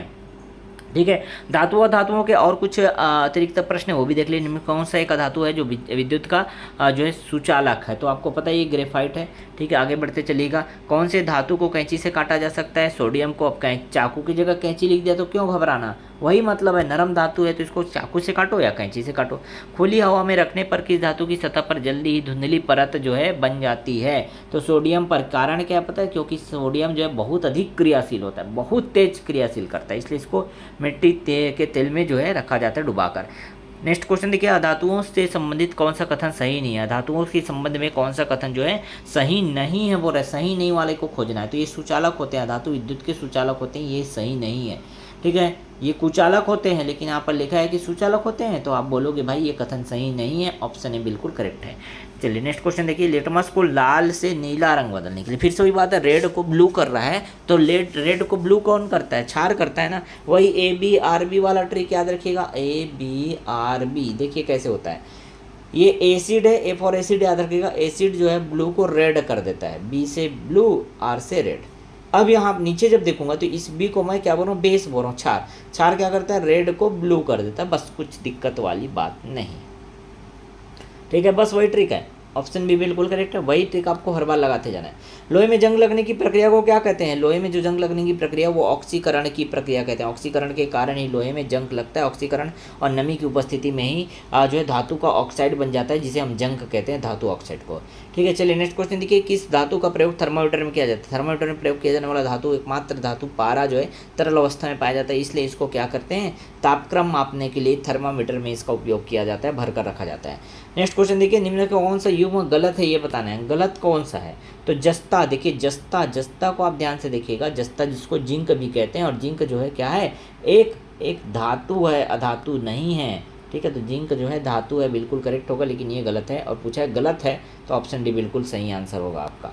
ठीक है, धातुओं का प्रमुख गुण कौन सा है? धातुओं का प्रमुख गुण ये है कि अम्ल के साथ ये अभिक्रिया करता है। जितना भी इसमें दिया है 4 ऑप्शन, उसमें जो मेन गुण अगर बात करें तो अम्लों के साथ अभिक्रिया करके हाइड्रोजन गैस छोड़ता है, यही जो है इसका प्रमुख गुण है, याद रखिएगा। चलिए नेक्स्ट क्वेश्चन देखिए, पोटेशियम की तुलना में कौन सी धातु अधिक अभिक्रियाशील है? तो पोटेशियम ही सबसे ज़्यादा अभिक्रियाशील है, याद रखिएगा, कोई भी नहीं आएगा। ऑप्शन डी बिल्कुल सही है। ध्यान से देखिए, कोई सोडियम लगा के मत आ जाना। मैं मानता हूँ सोडियम और पोटेशियम दोनों अत्यधिक अभिक्रियाशील हैं, लेकिन पोटेशियम सबसे ज़्यादा अभिक्रियाशील है। पोटेशियम, उसके बाद फिर आता है सोडियम की बारी। समझ रहे? तो पोटेशियम की तुलना में अगर बात करें तो कौन सी धातु अभिक्रियाशील है, सबसे ज़्यादा अभिक्रियाशील? तो कोई नहीं, इसके ऊपर में कोई भी नहीं है, याद रखिएगा। सोडियम टिक लगा के मत आ जाइएगा। सोडियम तो अभिक्रियाशील होता है, लेकिन पोटेशियम से कम होता है। ठीक है, पर यहाँ पूछा है अधिक बोला है, इसलिए ऑप्शन डी पर आप टिक लगाएंगे। ठीक है, नेक्स्ट क्वेश्चन देखिए, अधातु को जल में घुलकर अम्ल बनाता है। जो अधातु जल में घुलकर अम्ल बनाता है वो क्या होता है? कार्बन डाइऑक्साइड, याद रखिएगा। अधातु जो जल में घुलकर अम्ल बनाता है, कार्बन डाइऑक्साइड CO2 को जब जल में घोल देते हैं तो अम्ल का निर्माण करता है H2CO3। ठीक है, चलिए आगे बढ़े। नेक्स्ट क्वेश्चन, कौन सी अधातु जैविक रूप से आवश्यक होती है? जैविक रूप से जो आवश्यक होने वाली धातु कौन सी है, जो मतलब जीव जंतुओं के लिए? तो तांबा होता ही है, लोहा होता ही है, जिंक होता ही है। ये तीनों चीज़ बहुत अनिवार्य है, बॉडी में होना ही जरूर चाहिए। जितने भी जीव हैं, जैविक रूप से बोला है ना, मतलब जीवों में ये सब जो धातुएं पाई जानी चाहिए, मतलब सभी इसका क्या होगा? करेक्ट आंसर होगा। ठीक है, नेक्स्ट क्वेश्चन देखिए, गैल्वेनाइजेशन प्रक्रिया में किस धातु की परत चढ़ाई जाती है? तो लोहे में आप देखे होंगे, लोहे में किसका परत चढ़ाया जाता है पता है? जिंक का परत चढ़ाया जाता है। Zn जिसको कहते हैं, जिंक, या इसी को जस्ता कहते हैं। इसको जिंक भी कहते हैं और इसी को जस्ता भी कहा जाता है। तो गैल्वेनाइज्ड आयरन जो होता है, जिसको GI वायर भी आप कहते हैं, GI वायर जानते हैं? GI तार, GI वायर आपने सुना होगा। ठीक है, तो इसमें किसका परत चढ़ा होता है पता है? जिंक का या जस्ते का परत चढ़ा होता है। जिंक या जस्ता का परत चढ़ा होता है। जिंक की मतलब Zn। ठीक है, तो जिंक या जस्ता का परत चढ़ा होता है किसमें? गैल्वेनाइजेशन की प्रक्रिया में जो धातु की परत चढ़ाई जाती है उसे जिंक कहते हैं या जस्ता कहते हैं। कौन सी धातु? जिंक या जस्ता। ओके, वह धातु जो पानी में तैर सकती है, ये भी अच्छा क्वेश्चन है। लिथियम एकमात्र ऐसी धातु, बहुत इसका जो है हल्का होता है, घनत्व तो जो है पानी में कम होता है, पानी से भी कम होता है, इसलिए पानी में तैरता है। तो मोस्ट इंपॉर्टेंट क्वेश्चन ये भी बन जाता है, लिथियम। ऑप्शन डी, वह धातु जो पानी में तैर सकती है, लिथियम है। ठीक है, नेक्स्ट क्वेश्चन देखिए, किस धातु में 4 संयोजक इलेक्ट्रॉन होते हैं? तो वो है कार्बन। कार्बन में 4 संयोजक इलेक्ट्रॉन होते हैं। कार्बन का परमाणु क्रमांक अगर बात करें तो 6 होते हैं, और 6 जो इलेक्ट्रॉन है उसको रखने के लिए पहले कक्षा में 2 इलेक्ट्रॉन और आखिरी कक्षा में 4 इलेक्ट्रॉन आते हैं, और यही क्या है? 4 संयोजक इलेक्ट्रॉन इसी को कह रहा है। ठीक है, तो कार्बन इसका करेक्ट आंसर होगा। ठीक है, आगे देखें, नेक्स्ट चैप्टर देखिए, कार्बन और उसके यौगिक में आ जाते हैं। नेक्स्ट क्वेश्चन जो है 25 क्वेश्चन आपको कार्बन और उसके यौगिक में मिलेंगे। तो सबसे पहला क्वेश्चन देखिए, कार्बन परमाणु की संयोजकता कितनी होती है? तो 4 होती है। चलिए आगे बढ़े। नेक्स्ट क्वेश्चन आपको अभी बता दिया मैं कार्बन परमाणु के बारे में, वही क्वेश्चन पहले दे दिया। ठीक है, आगे देखिए, कार्बन के किस गुण के कारण ये लंबी श्रृंखला वाले यौगिक बनाता है? तो इसमें जो है क्या गुण पाया जाता है पता है? कैटनेशन का गुण पाया जाता है। कैटनेशन का गुण पाया जाता है, इसीलिए लंबी श्रृंखला बनाते हैं। ठीक है, इस तरह से कार्बन लगातार जुड़ जुड़ के बहुत सारे जो है क्या होते हैं, आपस में जुड़ करके एक लंबी श्रृंखला का निर्माण करते हैं, लंबी श्रृंखला वाले यौगिक का निर्माण करते हैं। इसको कैटनेशन कहते हैं, याद रखिएगा। ठीक है, चलिए आगे देखिए, श्रृंखलन भी कहते हैं। हिंदी में अगर बात करें तो श्रृंखलन लिखा होगा, कैटनेशन इंग्लिश में कहते हैं। ठीक है, तो श्रृंखलन या कैटनेशन याद रखिएगा। नेक्स्ट क्वेश्चन देखिए, निम्नलिखित में से कौन सा यौगिक संतृप्त है? तो संतृप्त यौगिक किसको कहते हैं? एल्केन को कहते हैं। आपको पता होगा एल्केन, एल्किन, एल्काइन मैं पढ़ा दिया हूँ। एल्केन को कहते हैं संतृप्त। और एल्केन का सूत्र क्या होता है? CnH2n+2। बस कितना सा आसान है। अब संतृप्त आपको चेक करना है तो यहाँ पे n के जगह में रखो। जैसे इस लिस्ट में अगर देखें तो n के जगह में 2 दिख रहा है मेरे को ज़्यादातर। ठीक है। तो एन की जगह हम 2 रख दिए, यहाँ पे 2 रख दिए, तो ये हो जाएगा कितना, इसमें भी देखिए एन की जगह में 2 रखेंगे तो 2 दूनी 4 हो जाएगा, और 4 और 2 कितना हो जाएगा 6, मतलब C2H6 अगर कहीं लिखा है तो बिल्कुल वो क्या है, संतृप्त है। ठीक है, ऑप्शन सी बिल्कुल करेक्ट है। कैसे पहचानना है समझ आया, एल्केन का सामान्य सूत्र, एल्किन का सामान्य सूत्र और एल्काइन का सामान्य सूत्र, ये सभी मैंने याद करने बोला था। आई होप याद हो गया होगा आप लोगों को। ठीक है, जो पुराने हमारे स्टूडेंट हैं उन सबको ये सब तो याद होना ही चाहिए, ऐसे यूँ चुटकी बजाते ही आप आंसर दे दो। ठीक है, चलिए आगे देखें। एल्केन का सामान्यता सूत्र क्या होता है, CnH2n+2 होता है। तो याद रखिएगा ऑप्शन बी दिख रहा है ना, वही सही है। ऐसे लिखा जाए ज़्यादा अच्छा है, CnH2n+2 ऐसा लिख लीजिएगा आप कॉपी में, ज़्यादा अच्छा रहेगा। एल्केन को पहचानने का यही तरीका है, और एल्केन ही संतृप्त हाइड्रोकार्बन होता है, बाकी एल्किन और एल्काइन जो है असंतृप्त हाइड्रोकार्बन होते हैं। यहाँ तक क्लियर हुआ बात। चलिए आगे बढ़ें। एथाइन, एथाइन C2H2 में कितने गुने तिगुने बंद होते हैं, कितने तिगुने बंद होते हैं। तो एथाइन क्या है, एक तरह का एल्काइन है। ध्यान से देखिए क्या है ये, एल्काइन है। नाम में आइन जुड़ रहा है ना, तो आप तुरंत समझ लो एल्काइन है। और आपको मैंने कॉन्सेप्ट ये भी बताया है कि क्या क्या बताया मैंने, एल्केन, एल्किन और एल्काइन 3 चीज़ होता है। याद आ रहा होगा थोड़ा बहुत, एल्केन होता है, एल्किन होता है और एल्काइन होता है। ठीक है, एल्काइन होता है। अब अगर एल्किन की बात करें तो आखिरी में एन शब्द देख के आपको समझ लेना है कि एल्केन है। एल्किन की बात करें तो आखिरी में इन शब्द देख के समझ लेना है, और एल्काइन की बात करें तो आखिरी में आइन शब्द देख के समझ लेना है। अब जैसे इसका नाम एथाइन पड़ा ना, मैं समझ गया कि ये क्या है, एल्काइन है। अगर एल्केन की बात करें तो एल्केन में सिंगल बॉन्ड होता है, एल्किन में डबल बॉन्ड होता है और एल्काइन में ट्रिपल बॉन्ड होता है। तो कितने तिगुने बंद होते हैं, अगर एल्काइन की बात करें तो 1 तिगुने बंद होते हैं। ऑप्शन भी बिल्कुल करेक्ट है। ठीक है, आगे बढ़ें। साबुन को पानी में डालने पर वो किस प्रकार की संरचना जो है बनाता है। साबुन को जैसे ही हम पानी में डालते हैं ना, वो माइसेल बनाता है। क्या बनाता है, माइसेल, याद रखिएगा। ठीक है, माइसेल बनाता है। ऑप्शन भी बिल्कुल करेक्ट है। ठीक है, जैसे ही साबुन को पानी में डाला जाता है, माइसेल की संरचना जो है बनाता है वो। आगे देखिए, साबुन की क्रिया कठिन जल में, कठिन या कठोर जल लिखा हो ज़्यादा अच्छा है। ये कठिन जो लिखा है वो कठोर जल ऐसा कर लो। ठीक है, तो कठोर जल में कम क्यों हो जाती है। ठीक है, कठोर जल में कम क्यों हो जाती है, साबुन की क्रिया कठोर जल में कम क्यों हो जाती है, क्योंकि उसमें जो है पाया जाता है अशुद्धि। जो अशुद्धि क्या रहता है, कैल्शियम और मैग्नीशियम के साथ अविलेय यौगिक बना लेता है। ठीक है, इसी अशुद्धि के साथ, तो याद रखिएगा। इसीलिए क्या होता है, ये जल में कम हो जाता है। इसका जो कह सकते हैं कठोर जल में जो है विलेय कम हो जाता है, साबुन की क्रिया कम हो जाती है कठोर जल में। कारण सिर्फ और सिर्फ कैल्शियम मैग्नीशियम का जो है वो कण पाया जाता है, वो जो है कह सकते हैं यौगिक पाया जाता है, जो साबुन के साथ क्रिया करके अविलेय यौगिक का निर्माण करता है, जो घुलता नहीं है। ठीक है, तो कैल्शियम आयन मैग्नीशियम आयन के जो कारण से ही क्या होता है, यह अविलेय यौगिक बना लेता है कौन, साबुन। ठीक, याद रखिएगा ऑप्शन सी बिल्कुल करेक्ट है। अगला क्वेश्चन देखिए, एथेनॉल को अधिक ताप देने पर कौन सा यौगिक प्राप्त होता है। जैसे ही हम एथेनॉल को ज़्यादा ताप देते हैं, एथेनॉल को ज़्यादा ताप देने पर एथीन का प्राप्त होता है, एथीन की प्राप्ति होती है। ठीक है, नेक्स्ट क्वेश्चन देखें, शराब पीने से यकृत किस रसायन में परिवर्तित होता है जो हानिकारक है। तो शराब जब पीते हैं ना, तो पूरा यकृत जो है, लीवर डैमेज हो जाता है, आप सभी को पता है ना। तो लीवर जो है वो क्या करता है पता है, किस रसायन के रूप में परिवर्तित हो जाता है, ये आपको बताना है। तो एथेनॉल में, याद रखिएगा एथेनॉल में। ठीक है, ऑप्शन सी बिल्कुल करेक्ट है, एथेनॉल में परिवर्तित हो जाता है। ठीक है, आगे देखिए, शुद्ध इथेनॉल को क्या कहा जाता है। शुद्ध इथेनॉल को कहा जाता है एल्कोहल। याद रखिएगा, शुद्ध इथेनॉल को ही क्या कहा जाता है, एल्कोहल कहा जाता है, एल्कोहल। ठीक है, एब्सोल्यूट एल्कोहल, ऑप्शन सी बिल्कुल करेक्ट है। एथेनॉल को ही इथेनॉल ना लिख के एथेनॉल लिखे तो भी आप समझिए, आखिरी में ऑल शब्द जुड़ता है, मतलब एल्कोहल है। मैं बार बार आपको समझाया हूँ। ठीक है, आखिरी में ऑल शब्द जुड़ रहा है तो एल्कोहल, और शुद्ध एथेनॉल को ही एब्सोल्यूट एल्कोहल कहा जाता है। कोई डाउट है ना। तो 100% शुद्ध एथेनॉल को एब्सोल्यूट एल्कोहल कहते हैं। नेक्स्ट क्वेश्चन देखिए, एथेनॉल प्लस एथेनोइक अम्ल दोनों मिलकर के एस्टर और जल बनाते हैं। क्या बनाते हैं, एस्टर और जल बनाते हैं। इस यह किस प्रकार की अभिक्रिया है, तो जैसे ही एस्टर का निर्माण होता है इसलिए इसको एस्टरीकरण अभिक्रिया कहते हैं। कितना सिंपल है, एथेनॉल और एथेनोइक अम्ल जो है आपस में क्रिया करके एस्टर और जल बनाते हैं। एथेनॉल और एथेनोइक अम्ल आपस में क्रिया करके एस्टर और जल बनाते हैं, और जहाँ एस्टर का निर्माण आपने देखा इसलिए इसको क्या कहते हैं, एस्टरीकरण कहते हैं। ऑप्शन सी बिल्कुल करेक्ट है। चलिए आगे देखते हैं। नेक्स्ट क्वेश्चन जो है, कार्बन के किस अपर रूप का प्रयोग जो है विद्युत अपघटन में एनोड के रूप में होता है। तो एक ग्रेफाइट का, कार्बन का एक अपर रूप है कौन, ग्रेफाइट। इसी ग्रेफाइट का जो है यहाँ पर लिख दो अच्छे से, ग्रेफाइट का जो प्रयोग है वही विद्युत अपघटन में एनोड के रूप में किया जाता है। ठीक है, तो ऑप्शन बी बिल्कुल करेक्ट है। चलिए आगे देखिए नेक्स्ट क्वेश्चन।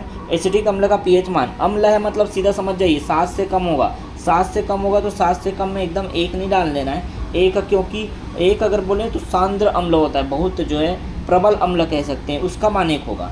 लेकिन थोड़ा सा ये क्या होता है कमज़ोर अम्ल है, इसलिए इसका जो है पीएच मान 3 आप डालिएगा। ऑप्शन भी बिल्कुल करेक्ट है। क्यों करेक्ट है समझ आया? पीएच मान वैसे तो 7 से कम होना चाहिए, ये बात तो क्लियर है, लेकिन अगर हम पीएच मान 7 है तो 7 से कम तो 1, अगर हम किसी ने 1 अगर आंसर सोचा तो 1 का मतलब होगा ना प्रबल अम्ल, और प्रबल अम्ल मतलब बहुत शक्तिशाली अम्ल, और बहुत शक्तिशाली अम्ल में इसका नाम नहीं आता। 2 नाम याद रखिएगा प्रबल अम्ल में, एक तो HCl और एक तो H2SO4, ठीक है, सल्फ्यूरिक अम्ल। तो हाइड्रोक्लोरिक अम्ल और सल्फ्यूरिक अम्ल प्रबल अम्ल है, बाकी एसिटिक अम्ल की बात करें तो दुर्बल अम्ल है, ये कमजोर अम्ल होता है, इसलिए इसका पीएच मान हमने 3 लेने कहा, ठीक है। ऑप्शन जो है बी बिल्कुल करेक्ट है। नेक्स्ट क्वेश्चन देखिए, निम्न में से कौन सा यौगिक साबुन नहीं है? साबुन कौन सा नहीं है आपको बताना है, ठीक है। तो इसमें अगर बात करें तो सोडियम सोडियम क्लोराइड है, सोडियम क्लोराइड ये साबुन नहीं है। बाकी अगर सोडियम एस्टीरेट, सोडियम पॉलीमेटेट और जो है सोडियम ओलिएट, ये सब कहें सब साबुन है, लेकिन सोडियम जो क्लोराइड है वो साधारण नमक है, ये आप सभी को बहुत अच्छे से पता है। सोडियम क्लोराइड को ही नमक कहा जाता है, ठीक है, सॉल्ट कहा जाता है, ठीक है। तो याद रखिएगा ऑप्शन सी बिल्कुल करेक्ट है। नेक्स्ट क्वेश्चन देखिए, एल्कोहल का आईयूपीएसी नामकरण जिस आधार पर होता है, ठीक है, तो किस आधार पर होता है? एल्कोहल का जो है नामकरण जो है कार्बन की कुल संख्या पर और मुख्य श्रृंखला में OH की समूह की उपस्थिति पर, ये मतलब दोनों विकल्प बिल्कुल सही हैं, ठीक है। और यहाँ थर्ड में देखिए, थर्ड भी दिखा है यौगिक के आवरण पर, ये बिल्कुल सही। तो तीनों विकल्प बिल्कुल सही है, इसलिए आप सभी विकल्पों पर टिक लगाइएगा, आगे बढ़िएगा। ठीक है, C2H5OH, C2H5OH को क्या कहते हैं? एथेनॉल कहते हैं। किसका सूत्र? OH जुड़ा मतलब एल्कोहल है, एल्कोहल के लिए ऑल जोड़ना है, मैंने बताया था क्या जोड़ना है? ऑल जोड़ना है। अब अगर यहाँ पे C2 देखें, C2 तो ये भी मैंने याद कराया था, याद करो कीजिए, मेथेन, एथेन, प्रोपेन, ब्यूटेन। जैसे ही 2 ठो कार्बन दिख रहा है, पहले कार्बन के लिए क्या हो जाएगा? एक मेथेन होगा, फिर एथेन होगा, फिर प्रोपेन होगा, फिर ब्यूटेन होगा, पेंटेन, हेक्सेन, ऐसे याद करने बोला था, याद आ रहा है? यहाँ पे 2 कार्बन दिख रहा है, मतलब ये मेथेन तो नहीं होगा, एथेन होगा भाई, मेथेन के बाद एथेन, तो यहाँ एथेन आ गया, और क्योंकि OH दिख रहा है इसलिए ऑल जोड़ दूंगा तो एथेनॉल बन जाएगा। कितना आसान है, रटने का कोई आवश्यकता ही नहीं, ऑप्शन ए बिल्कुल करेक्ट है। एथेनॉल क्यों आंसर है, क्लियर हुआ। अगला देखिए, कार्बोक्सिलिक अम्ल, इसका कार्यात्मक समूह या क्रियात्मक समूह, मैं इसको रटने बोला हूँ। COOH जहाँ आपने देखा ये कार्बोक्सिलिक अम्ल है, OH जहाँ आपने देखा ये एल्कोहल वाला क्या है? क्रियात्मक समूह है। एक CHO अगर आपको दिखाई देगा मतलब ये एल्डिहाइड वाला क्रियात्मक समूह है। ये तीनों को आपको रटना है, ये एल्कोहल है, ये क्या है? कार्बोक्सिलिक अम्ल है, और ये जो CHO दिख रहा है वो एल्डिहाइड है, ठीक है, क्लियर हुआ। चलिए नेक्स्ट क्वेश्चन देखें, साबुन की क्रिया वसा पर किस प्रकार कार्य करती है? साबुन की क्रिया जो है वसा को माइसेल में फंसा देती है, और फिर माइसेल जो है उसको खींच करके बाहर कर देता है, जल की सहायता से ब्रश वगैरह चला करके आप बाहर कर देते हो। ऑप्शन सी बिल्कुल करेक्ट है। साबुन की क्रिया जो है वसा पर किस प्रकार करती है, कार्य करती है? तो वसा को माइसेल में फंसा देती है, ठीक है। चलिए नेक्स्ट क्वेश्चन देखिए, एल्कोहल में जल विलयन में कौन सा बंध उपस्थित होता है? ठीक है, एल्कोहल के जल विलयन में कौन सा बंध उपस्थित होता है? तो हाइड्रोजन बंध होता है। कोई सा भी एल्कोहल ले लो आप, C2H5OH ले लो, ठीक है, इसमें देखोगे हाइड्रोजन बंध पाया जाता है, ठीक, ऑप्शन सी बिल्कुल करेक्ट है। साबुन की तुलना में डिटर्जेंट का उपयोग जो है कठिन जल में अधिक उपयुक्त होता है, कारण क्या है? डिटर्जेंट का उपयोग करना ज़्यादा उचित है, साबुन की जगह पर डिटर्जेंट उपयोग करना ज़्यादा जो है उपयुक्त है। क्यों पता है? क्योंकि कठिन जल में भी झाग उत्पन्न करता है। जो कठोर जल होता है, कठिन जो लिखा उसका मतलब समझिएगा, कठोर जल में भी झाग उत्पन्न करने का गुण किसमें होता है? डिटर्जेंट में होता है, बल्कि साबुन में नहीं होता, ठीक। तो यहाँ तक का पूरा चैप्टर क्लियर हुआ। नेक्स्ट चैप्टर देखें, आवर्त सारणी से रिलेटेड क्वेश्चन देखिए।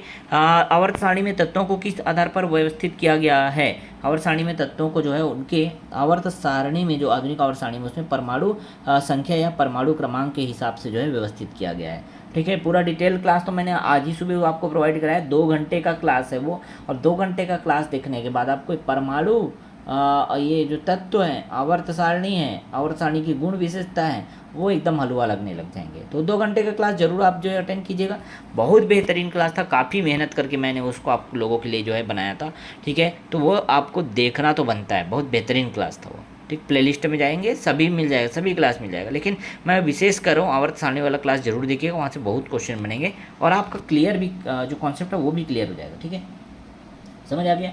तो याद रखिएगा, आवर्त सारणी में तत्वों को किस आधार पर व्यवस्थित किया गया? परमाणु संख्या या परमाणु क्रमांक के हिसाब से, याद रखिएगा, द्रव्यमान संख्या मत कर दीजिएगा, परमाणु संख्या या परमाणु क्रमांक, ठीक है। मेंडलीफ ने अपनी आवर्त सारणी में तत्वों को किस आधार पर सजाया था? तो मेंडलीफ ने आवर्त सारणी में तत्वों को जो है द्रव्यमान संख्या या परमाणु भार के आधार पर ही जो है सजाया था। Option C. मेंडलीफ ने जो है याद रखिएगा एटॉमिक मास या परमाणु द्रव्यमान या द्रव्यमान संख्या के आधार पर। आधुनिक आवर्त नियम के किस वैज्ञानिक द्वारा दिया गया? आधुनिक आवर्त जो नियम है वो मोस्ले के द्वारा दिया गया था, याद रखिएगा। हेनरी मोस्ले जिसको कहते हैं आधुनिक आवर्त सारणी का जन्मदाता जिसको कहा जाता है, जनक कहा जाता है। ठीक है, चलिए नेक्स्ट क्वेश्चन देखिए। आधुनिक आवर्त सारणी में कुल कितने समूह हैं? तो 18 समूह हैं। 18 समूह 7 आवर्त, याद रखिएगा, बार बार मैं समझाया हूँ। समूह किसको कहते हैं? जो ऊर्ध्वाधर स्तंभ होते हैं उसको समूह कहते हैं, और जो क्षैतिज पंक्ति होता है उसको आवर्त कहते हैं। क्लियर? तो यहाँ पे समूह कितने होते हैं बोल रहे हैं? समूह या वर्ग अगर बात करें तो 18 होता है, याद रखिएगा। ठीक है, चलिए आगे देखें। तो आधुनिक आवर्त सारणी में कुल कितने समूह होते हैं? याद हो गया, 18 समूह होते हैं। आवर्तों की संख्या अगर बात करें तो 7 आवर्त होते हैं। 7 आवर्त और 18 समूह होते हैं, याद रखिएगा। चलिए नेक्स्ट क्वेश्चन देखें। क्षारीय धातुएं जो है किस समूह में पाई जाती है? तो क्षारीय धातु और क्षारीय मृदा धातु, याद है मैंने बताया था। क्षारीय धातु जो है पहले समूह में ही पाया जाता है, पहले वर्ग में पाया जाता है। समूह को ही वर्ग भी कहते हैं, कोई टेंशन वाली बात नहीं है। ठीक है, समूह एक में जो धातु पाए जाते हैं, ठीक है, लीना की रब की फरियाद, लीना की रब से फरियाद, ऐसे आप याद रखते हैं। ठीक है, तो ये हो जाएगा लिथियम, ये हो गया सोडियम, ये हो जाएगा क्या पोटेशियम, ठीक है, रुबिडियम, सीजियम और फ्रेंसियम। ये जो है क्या होता है? ये क्षारीय धातु है, याद रखिएगा। लीना की रब से फरियाद, ऐसे ट्रिक भी हमने बनाए हैं। ठीक है, तो वो मज़ेदार है, आप जरूर देखिएगा, वो पूरा अच्छे से आपको क्लियर भी हो जाएगा। ठीक, बाकी उतना ज़्यादा आपको डिटेल नहीं जाना है, बस वर्ग 1 को समझ लेना। वर्ग 1 को क्षारीय धातु कहते हैं, वर्ग 2 को क्षारीय मृदा धातु कहते हैं। कौन सा तत्व अक्रिय गैस है? अक्रिय गैस में अगर बात करें तो अक्रिय गैस नियान तो है भाई, नियॉन, जेनॉन, रेडॉन, याद आ रहा है? वो अक्रिय गैस है। अक्रिय गैस या निष्क्रिय गैस, समझ रहे हैं, वही उसी को कहा जाता है। तो 18वां जो समूह है, ठीक है, समूह 18, उसको अक्रिय समूह या निष्क्रिय समूह या जीरो समूह कहते हैं। कारण क्या है? क्योंकि उसमें जो उपस्थित तत्व हैं वो निष्क्रिय होते हैं, किसी से क्रिया नहीं करते। ठीक है, ऑप्शन भी बिल्कुल करेक्ट है। नेक्स्ट क्वेश्चन देखिए। आवर्त सारणी में कुल किस समूह को हैलोजन समूह कहा जाता है? तो 17वें समूह को हैलोजन समूह कहा जाता है। ये सब मैंने अच्छे से बताया था कि भाई इनको अच्छे से याद रखिएगा इनका नाम। आवर्त सारणी में लेंथेनाइड और एक्टिनाइड श्रृंखलाएं कहाँ रखी गई? तो आवर्त सारणी में लेंथेनाइड और एक्टिनाइड, याद है, लेंथेनम और एक्टिनम के बाद जो 14 तत्वों को निकाल करके अलग रख दिया गया, एफ ब्लॉक तत्व कहते हैं। और इसको कहाँ रखा गया है? तो सारणी के नीचे रखा गया है, दो अलग से पंक्ति बना करके रखा गया है, याद रखिएगा, 2 अलग से पंक्ति बना के। लेकिन उसको नंबरिंग नहीं दिया गया है कि 7वां के बाद 8वां और 9वां नहीं दिया गया है, अलग से पंक्ति बस बना के रख दिया गया है वहीं से निकाल करके। ठीक है, 6वें से निकाला गया लेंथेनाइड सीरीज को और 7वें से निकाला गया एक्टिनाइड सीरीज को, इतना याद रहेगा। मेंडलीव की आवर्त सारणी में कुल कितने समूह थे? मेंडलीव की जब आवर्त सारणी बनाई गई थी, मेंडलीव ने आवर्त सारणी बनाया था, उसमें अगर समूह की बात करें तो 8 समूह ही थे। कितने समूह थे? 8 समूह थे। ठीक है, उसने नाम ये दिया था, और 6 आवर्त थे। तो मेंडलीव का भी याद रख लीजिएगा एक बार। आधुनिक आवर्त सारणी का तो याद है, आधुनिक आवर्त सारणी में कितने समूह हैं अगर बोलेगा तो 18 समूह और 7 आवर्त। ठीक है, लेकिन मेंडलीव की बात करें तो 8 समूह और 6 आवर्त। ठीक है, याद रखिएगा, ये मेंडलीव वाला है। क्लियर हुआ? 8 समूह 6 आवर्त। नेक्स्ट क्वेश्चन देखिए। किसी तत्व की आवर्त में स्थिति क्या दर्शाती है? तत्व की आवर्त में स्थिति अगर बात करें तो आवर्त में जो स्थिति रहती है इलेक्ट्रॉनिक संरचना में आवरणों की संख्या को दर्शाती है, कक्षकों की संख्या को दर्शाती है। आवर्त में जो स्थिति कक्षकों की संख्या या आवरणों की संख्या या सेल्स की संख्या को दर्शाती है। ऑप्शन डी टिक लगाइएगा, आगे बढ़िएगा। नेक्स्ट क्वेश्चन देखिए। आवर्त सारणी में बाएं से दाएं जाने पर धात्विक प्रकृति क्या होगा? जब हम बाएं से दाएं जा रहे हैं, देखिए लेफ्ट टू राइट जा रहे हैं, तो धात्विक प्रकृति क्या होगा? धात्विक प्रकृति लगातार घटेगा, याद रखिएगा। ठीक है, मतलब बाएं से दाएं जाने पर धातु से अधातु की ओर परिवर्तन होता है, इसलिए धात्विकता घटती है। जब भी बाएं से दाएं जाते हैं तो धातु की प्रवृत्ति या धात्विक प्रवृत्ति क्या होती है? घटते जाती है। ठीक है, ऑप्शन भी बिल्कुल करेक्ट है। नेक्स्ट क्वेश्चन देखिए। सबसे विद्युत ऋणात्मक तत्व, सबसे ज़्यादा विद्युत ऋणात्मक तत्व, मैं बार बार इसको भी बोला था कि ये बहुत इंपॉर्टेंट क्वेश्चन है, तो फ्लोरीन है, याद रखिएगा। ऑप्शन डी बिल्कुल करेक्ट है, सबसे ज़्यादा विद्युत ऋणात्मक या विद्युत ऋणी तत्व है। ठीक है, सबसे बड़ा परमाणु त्रिज्या किसका होता है? सबसे बड़ा परमाणु त्रिज्या फ्रांसियम का होता है, याद रखिएगा, फ्रेंसियम का। सबसे नीचे जो बाईं ओर होता है इसका परमाणु त्रिज्या सबसे अधिक होता है अगर पूरे तत्वों में बात करें तो। आधुनिक सारणी में कितने आवर्त होते हैं? 7 आवर्त होते हैं, इसको तो मैं शुरू में ही बता दिया हूँ। ऑप्शन ए पर टिक लगाइए, आगे बढ़िए। नेक्स्ट क्वेश्चन देखिए। आवर्त सारणी में एक ही समूह के तत्वों की किस गुणधर्म में समानता होती है? तो रासायनिक गुणधर्म में समानता होती है। ठीक है, आवर्त सारणी में जो एक ही तत्व में जितने भी एक ही ग्रुप में या एक ही समूह में जितने भी तत्व रखे गए हैं, इन सब के रासायनिक गुणों में ही क्या होती है? रासायनिक गुणधर्म में ही समानता होती है। ठीक है, तो यहाँ पर ऑप्शन सी बिल्कुल करेक्ट है। नेक्स्ट चैप्टर देखिए रासायनिक अभिक्रिया और उनके प्रकार।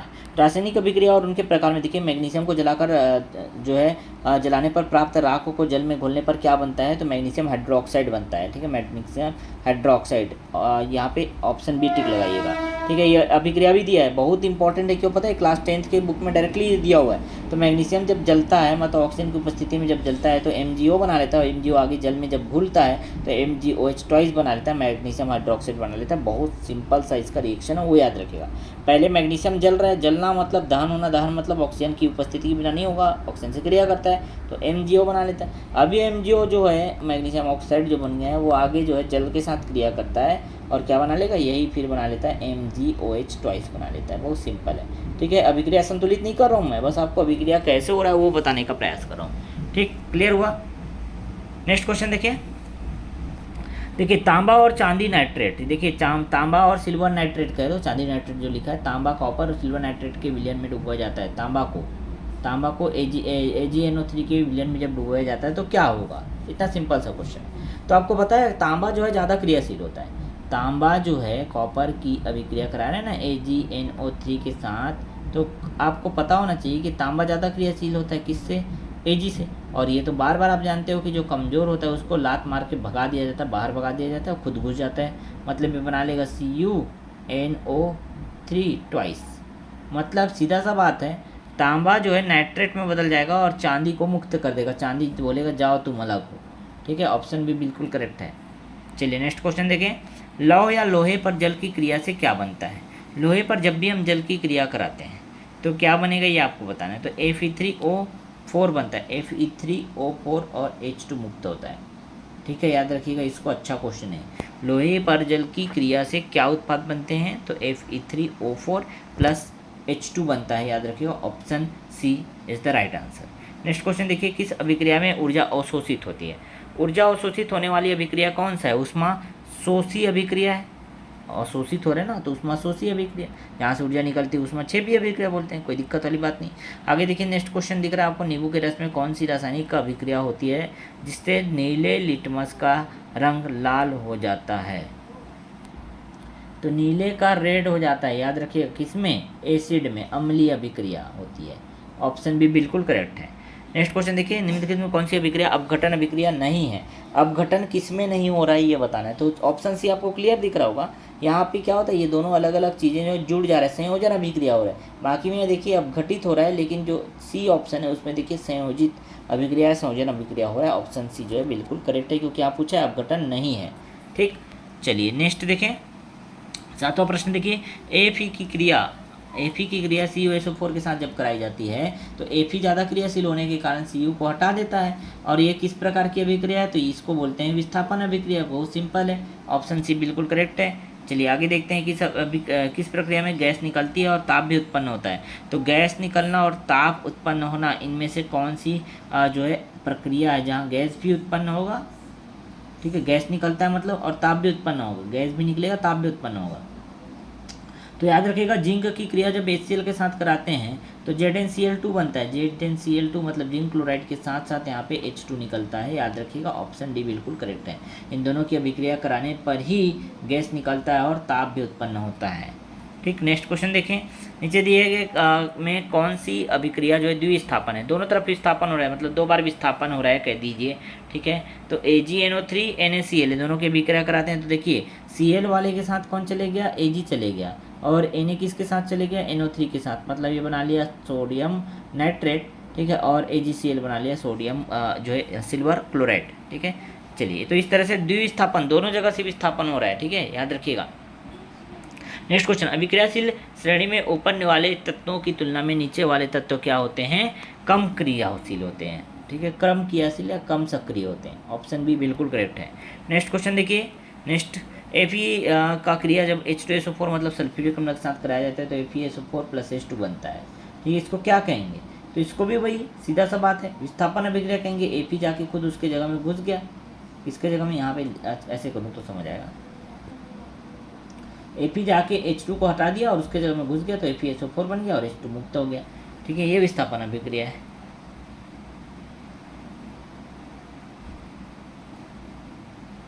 चलिए नेक्स्ट देखिए, AgCl प्रकाश में रखने पर किस अभिक्रिया से टूटता है। AgCl को अगर प्रकाश में रख देते हैं तो प्रकाशीय अपघटन के कारण टूटते जाता है। ठीक है, याद रखिएगा ऑप्शन सी बिल्कुल करेक्ट है। यहाँ तक क्लियर हुआ। चलिए अब अगला दिया देखिए, कार्बन और उसके यौगिक में, कार्बन और इसके यौगिक में कार्बन की संयोजकता कितनी होती है, ये वाला मैंने करा दिया है। ठीक है, तो 4 संयोजक इलेक्ट्रॉन होते हैं। ये चैप्टर तो वैसे कर लिए, फिर भी देख लीजिए। कैटनेशन होता है। हाइड्रोकार्बन संतृप्त कौन सा, ये वाला क्वेश्चन हो गया ना पूरा।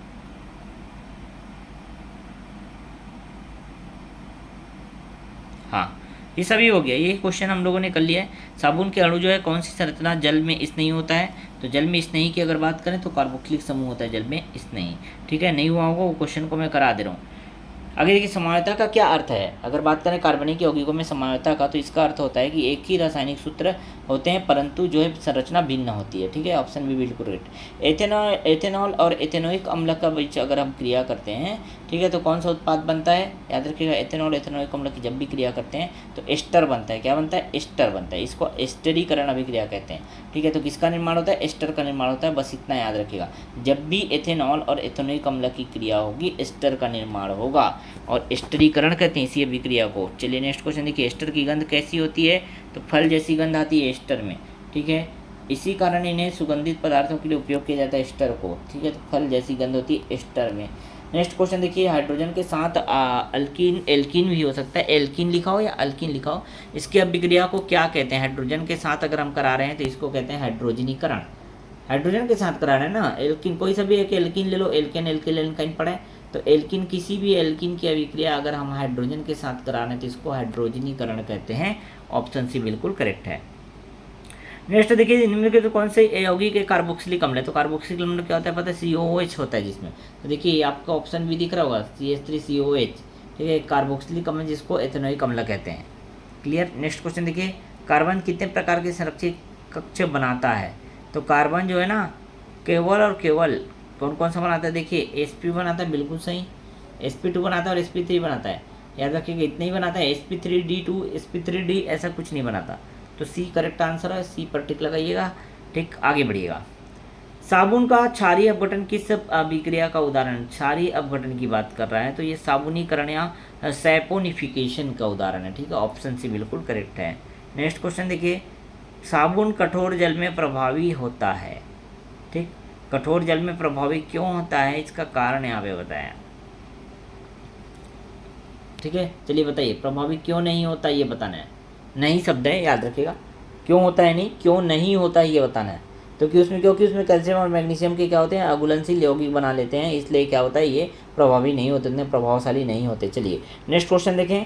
नेक्स्ट क्वेश्चन, साबुन और डिटर्जेंट में मुख्य अंतर क्या है, तो साबुन और डिटर्जेंट में मुख्य अंतर ये है कि साबुन जो है प्राकृतिक और डिटर्जेंट जो है कृत्रिम रूप से बनाया गया है। ठीक है, इसलिए ऑप्शन है बिल्कुल करेक्ट बोल सकते हो। ठीक है, सब जो साबुन जो है वसा, तेल ये सबसे बनता है, जबकि डिटर्जेंट जो है कृत्रिम रासायनिक यौगिक से बनता है। ठीक, चलिए नेक्स्ट क्वेश्चन।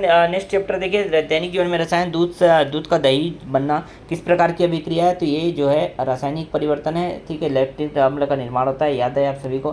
खाद्य पदार्थों में वसा की उपस्थिति को पहचानने के लिए किसका उपयोग किया जाता है, वसा की उपस्थिति को पहचानने के लिए ट्रांसपेरेंसी पेस्ट या कागज पर तेल धब्बा का जो टेस्ट किया जाता है, याद रखिएगा। वसा या फैट की उपस्थिति को पहचानने के लिए किस संकेतक का उपयोग करते हैं, तो ट्रांसपेरेंसी टेस्ट या कागज पर तेल धब्बा टेस्ट का प्रयोग किया जाता है। लोहे में जंग लगना, लोहे में जंग लगना कैसी अभिक्रिया है, लोहे में जंग लगना ऑक्सीकरण अपचयन अभिक्रिया है, रेडॉक्स अभिक्रिया जिसको कहते हैं। तो ऑक्सीकरण और अपचयन दोनों अभिक्रिया है, रेडॉक्स अभिक्रिया सुने हो कभी नाम। ठीक है, तो ऑक्सीकरण और अपचयन दोनों तरह की अभिक्रिया है। यहाँ पर देखिए कौन सा दिख रहा है आपको, अपचयन, अपचयन पर टिक लगाओगे। ठीक है, चलेगा ये।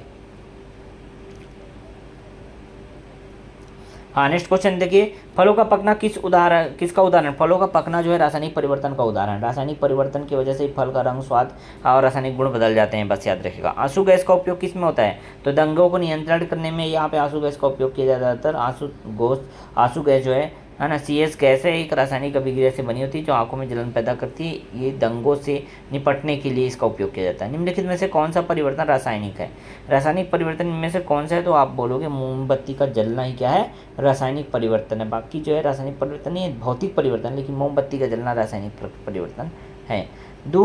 चूना पानी का दूधिया होना किस गैस के कारण होता है, चूना पानी का दूधिया होना जो है कार्बन डाइऑक्साइड गैस के कारण होता है, याद रखिएगा। चूने पानी का दूधिया रंग कार्बन डाइऑक्साइड इसका मुख्य कारण है, CO2। ठीक है, चलिए नेक्स्ट क्वेश्चन देखिए, भोजन को अधिक समय तक ताज़ा रखने के लिए कौन सी प्रक्रिया का उपयोग किया जाता है? तो अधिक समय तक ताज़ा रखने के लिए याद रखिएगा नाइट्रोजन भर के रखा जाता है, पास्चराइजेशन किया जाता है, रासायनिक संरक्षक भी किया जाता है। तीनों विधि बिल्कुल सही, मतलब उपरोक्त सही लगा करके आगे बढ़िए। खट्टे फलों में कौन सा अम्ल पाया जाता है? तो साइट्रिक अम्ल पाया जाता है। ये भी मैंने कई बार इसको रिपीट करा दिया है, ये अच्छे से याद हो गया होगा। ऑप्शन सी बिल्कुल करेक्ट, साइट्रिक अम्ल नींबू, संतरा आदि में। चलिए नेक्स्ट क्वेश्चन देखिए, निम्न कौन सा अपघटन अभिक्रिया का उदाहरण? अपघटन बोल रहा है, जहाँ अपघटन होता है मतलब ऑक्सीजन का निकलना। देखिए ऑप्शन बी में दिख रहा है, पहले ऑक्सीजन था और ऑक्सीजन निकल गया, बस कुछ नहीं करना है, ऑप्शन बी टिक लगा करके आगे बढ़ना है। दूध में बैक्टीरिया की उपस्थिति से क्या बनता है? बैक्टीरिया की उपस्थिति से क्या बनता है? अम्ल बनता है, लैक्टिक अम्ल बनता है। दूध में बैक्टीरिया की उपस्थिति की वजह से ही उसमें खट्टापन आता है, अम्ल का निर्माण होता है। कौन सा अम्ल? लैक्टिक अम्ल। वो किसकी वजह से बनता है? लैक्टोबैसिलस नामक जीवाणु होता है, एक बैक्टीरिया होता है जीवाणु जिसका नाम लैक्टोबैसिलस है। ठीक है, इसी कारण दूध जो है दही में बदलता है। आगे देखिए, जब फल या सब्जी कटने के बाद काले पड़ जाते हैं वह किसके कारण होता है? तो ये ऑक्सीकरण के कारण होता है। वायुमंडल में उपस्थित हवा से संपर्क आते हैं, संपर्क करके ये ऑक्सीकृत हो जाते हैं और इसी वजह से इसका रंग काला पड़ जाता है। ठीक है, चलिए नेक्स्ट क्वेश्चन देखिए, रासायनिक परिवर्तन की कौन सी पहचान नहीं है? रासायनिक परिवर्तन की पहचान कौन सी नहीं है? तो अवस्था में परिवर्तन होना, ये रासायनिक परिवर्तन की पहचान नहीं है। ऑप्शन डी बिल्कुल करेक्ट है। नेक्स्ट क्वेश्चन देखिए, पेट में अम्लता को दूर करने के लिए कौन सा पदार्थ उपयोगी होता है? तो क्षारीय पदार्थ या बेस होता है। बेस मतलब होता है क्षार, याद रखिएगा, ऑप्शन बी बिल्कुल करेक्ट है। ठीक है, बेस या क्षारीय पदार्थ जिसमें खास तौर पे MgOH टॉइस को याद रखिएगा। ठीक है, एंटासिड भी कहते हैं इसी को। तो एंटासिड में क्या मिलाया जाता है? मैग्नीशियम हाइड्रोक्साइड, जो कि एक क्षारीय प्रकृति का होता है। ठीक है, आगे देखें, निम्नलिखित में कौन सा जो है कार्बन डाइऑक्साइड से दूधिया होता है? तो ये चूने का जो पानी है वो कार्बन डाइऑक्साइड से दूधिया हो जाता है। ऑप्शन सी बिल्कुल करेक्ट है। आगे और देखिए, बेकिंग सोडा का उपयोग किस में होता है? बेकिंग सोडा का उपयोग जो है किस में किया जाता है? याद आप सभी को, तो ये जो है ना गैस को उत्पन्न करने के लिए, फुलाने के लिए, किसी चीज़ को फुलाने के लिए, गैस को उत्पन्न करने के लिए इसका उपयोग किया जाता है। ऑप्शन बी बिल्कुल करेक्ट है। ठीक है, नेक्स्ट क्वेश्चन देखिए, दातून करने पर मुंह में झाग बनता है, किसके कारण होता है? झाग बनने की प्रक्रिया जो है क्षारीय गुण के कारण होता है। एल्कलाइन होते हैं, इसमें एल्कलाइन गुण पाया जाता है, तो क्षारीय गुण के कारण इसमें झाग बनना स्टार्ट हो जाता है। ऑप्शन ए बिल्कुल करेक्ट है। देखो, कौन सा गैस प्रदूषणकारी नहीं है? प्रदूषणकारी गैस में अगर बात करें तो O3 जिसको ओजोन कहते हैं, ओजोन प्रदूषणकारी नहीं है, बल्कि हमारा वायुमंडल में जो आने वाली हानिकारक UV किरण है उससे बचाव करता है। ओजोन, O3 ओजोन कहते हैं, इसी को याद रखिएगा। ओजोन का सूत्र अगर बोल दे तो O3 लगाना है। ठीक है, चलिए नेक्स्ट क्वेश्चन देखिए, हरे पत्तों में खाना बनाने की प्रक्रिया क्या कहलाती है? हरे पत्तों में जो खाना बनाने की जो प्रक्रिया होती है उसे प्रकाश संश्लेषण कहते हैं। क्या कहते हैं? प्रकाश संश्लेषण। हरे पत्तों में जो खाना बनाने की प्रक्रिया है उसे ही प्रकाश संश्लेषण, फोटोसिंथेसिस कहते हैं। कितना आसान है ये सब क्वेश्चन। शरीर में जल की कमी से कौन सी क्रिया प्रभावित होती है? शरीर में जल की कमी से जो है कौन सी क्रिया प्रभावित होती है? पता है? उत्सर्जन की क्रिया प्रभावित होती है। जल की कमी से जो है मूत्र और पसीने की क्रिया जो है प्रभावित होती है, इसी को तो उत्सर्जन की प्रक्रिया कह रहे हैं। तो कौन सी क्रिया या कौन सी प्रक्रिया प्रभावित होती है? उत्सर्जन की। नेक्स्ट क्वेश्चन देखें, अगला नेक्स्ट क्वेश्चन जो है अगला टॉपिक से आएगा आपका जैविक प्रक्रिया से। देखिए, बहुत बेहतरीन क्वेश्चन है जैविक प्रक्रिया से, 30 क्वेश्चन आपको देखने को मिलेंगे, बहुत बेहतरीन क्वेश्चन। ठीक है, तो प्रश्नों की संख्या बहुत ज़्यादा है, इससे घबराना नहीं है। लगातार प्रश्न मैं कराते जा रहा हूँ आपको, प्रश्नों की संख्या अधिक होने के कारण थोड़ा फास्ट फॉरवर्ड हम चलते जा रहे हैं। ठीक है, चलिए आगे देखिए, जैविक प्रक्रिया होता क्या है ये बताना है। तो जैविक प्रक्रिया जीवों के शरीर में होने वाली जो आवश्यक क्रियाएं उसी को ही जैविक प्रक्रिया कहा जाता है। ठीक है, ऑप्शन बी बिल्कुल करेक्ट है, बहुत सिंपल है। मानव में पोषण की विधि क्या है? मानव में जो पोषण की विधि परपोषी है, याद रखना। ठीक है, मनुष्य अपना स्वयं भोजन नहीं बनाते, बस दूसरे जीवों पर निर्भर रहते हैं, पौधों वगैरह पर निर्भर, दूसरे जीवों पर निर्भर है, मतलब ऑप्शन ए बिल्कुल करेक्ट है, परपोषी होते हैं। पौधों में भोजन संश्लेषण की प्रक्रिया को क्या कहते हैं? पौधे में जो भोजन संश्लेषण की प्रक्रिया होती है उसको प्रकाश संश्लेषण या फोटोसिंथेसिस कहते हैं। ठीक है, आपको पता है हरे पौधे जो है CO2 और जल की सहायता से ग्लूकोज बनाते हैं, प्रकाश संश्लेषण की क्रिया कहते हैं इसी को। ठीक है, ऑप्शन बी बिल्कुल करेक्ट है। नेक्स्ट क्वेश्चन देखिए, प्रकाश संश्लेषण में कौन सा गैस जो है लिया जाता है बोल रहे हैं, तो याद रखिएगा कार्बन डाइऑक्साइड लिया जाता है और ऑक्सीजन छोड़ा जाता है। तो प्रकाश संश्लेषण में कार्बन डाइऑक्साइड लिया जाता है, बल्कि ऑक्सीजन O2 जो है मुक्त किया जाता है। ठीक है, चलिए आगे बढ़ें। पत्तियों में कौन सा रंग द्रव्य प्रकाश संश्लेषण में सहायक होता है? तो याद रखिएगा क्लोरोफिल। क्लोरोफिल जो है एक रंगक है, रंग द्रव्य है। ठीक है, जो वर्णक भी कहते हैं, और यही जो है प्रकाश संश्लेषण में सहायक होता है। ऑप्शन सी बिल्कुल करेक्ट है। श्वसन की क्रिया में क्या बनता है? श्वसन की क्रिया में अगर बात करें तो श्वसन की क्रिया में ऊर्जा बनता है, ऊर्जा ATP के रूप में बनता है, याद रखिएगा। तो श्वसन की क्रिया में ऊर्जा बनता है, मोस्ट इंपॉर्टेंट क्वेश्चन है। ठीक है। श्वसन की क्रिया में एटीपी ऊर्जा के रूप में बनता है। अगर कोई कार्बन डाइऑक्साइड लगा के आएगा तो गलत है, मैं बार बार बता रहा हूँ, कार्बन डाइऑक्साइड टिक लगा के मत आ जाइएगा। श्वसन की क्रिया जो होती है उसमें ऊर्जा बनता है, एटीपी का निर्माण एटीपी के रूप में, ठीक है, जो है ऊर्जा बनता है, ठीक है।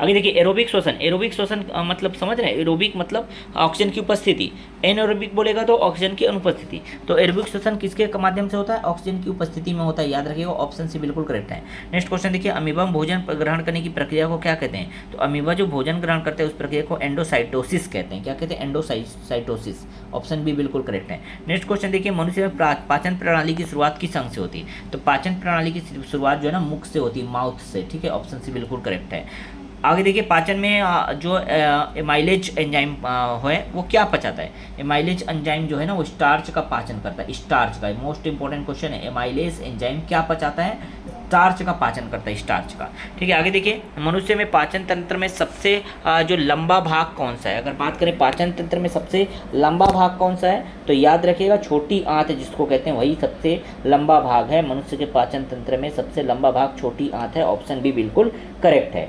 मानव में रक्त का संचारित अंग कौन सा है? तो रक्त को संचारित करने वाला अंग कोई और नहीं बल्कि हृदय है। हृदय एक मोटर की तरह काम करता है जो पूरे रक्त को शरीर के हर एक अंगों तक, छोटे छोटे अंगों तक, विभिन्न अंगों तक पहुंचाने का काम करता है, याद रखिएगा। तो संचारित अंग कौन सा है? हृदय बोलोगे, हार्ट बोलोगे, ठीक है। हृदय में कुल कितने चैम्बर होते हैं? अगर बात करें मानव शरीर की तो 4 चैम्बर होते हैं, 4 चैम्बर, 2 आलिन 2 नीलय, ठीक है। ये आपको मैं पढ़ा चुका हूँ अच्छे से, तो याद रखिए हृदय में कुल कितने चैम्बर होते हैं, कितने कक्ष होते हैं? 4 कक्ष होते हैं। ऑप्शन सी बिल्कुल करेक्ट है। हीमोग्लोबिन का मुख्य कार्य आखिर है क्या? तो हीमोग्लोबिन का मुख्य कार्य कि ऑक्सीजन को शरीर के विभिन्न भागों तक पहुंचाना, यही मुख्य कार्य। ऑप्शन सी बिल्कुल करेक्ट है। चलिए आगे बढ़ें। पौधों में जल का परिवहन, जल का परिवहन मतलब जाइलम, भोजन का परिवहन मतलब फ्लोएम। कितने बार मैं इसको रिपीट करा दिया हूँ, ठीक है। तो जल का परिवहन कौन करता है, किसके द्वारा होता है? जाइलम के द्वारा।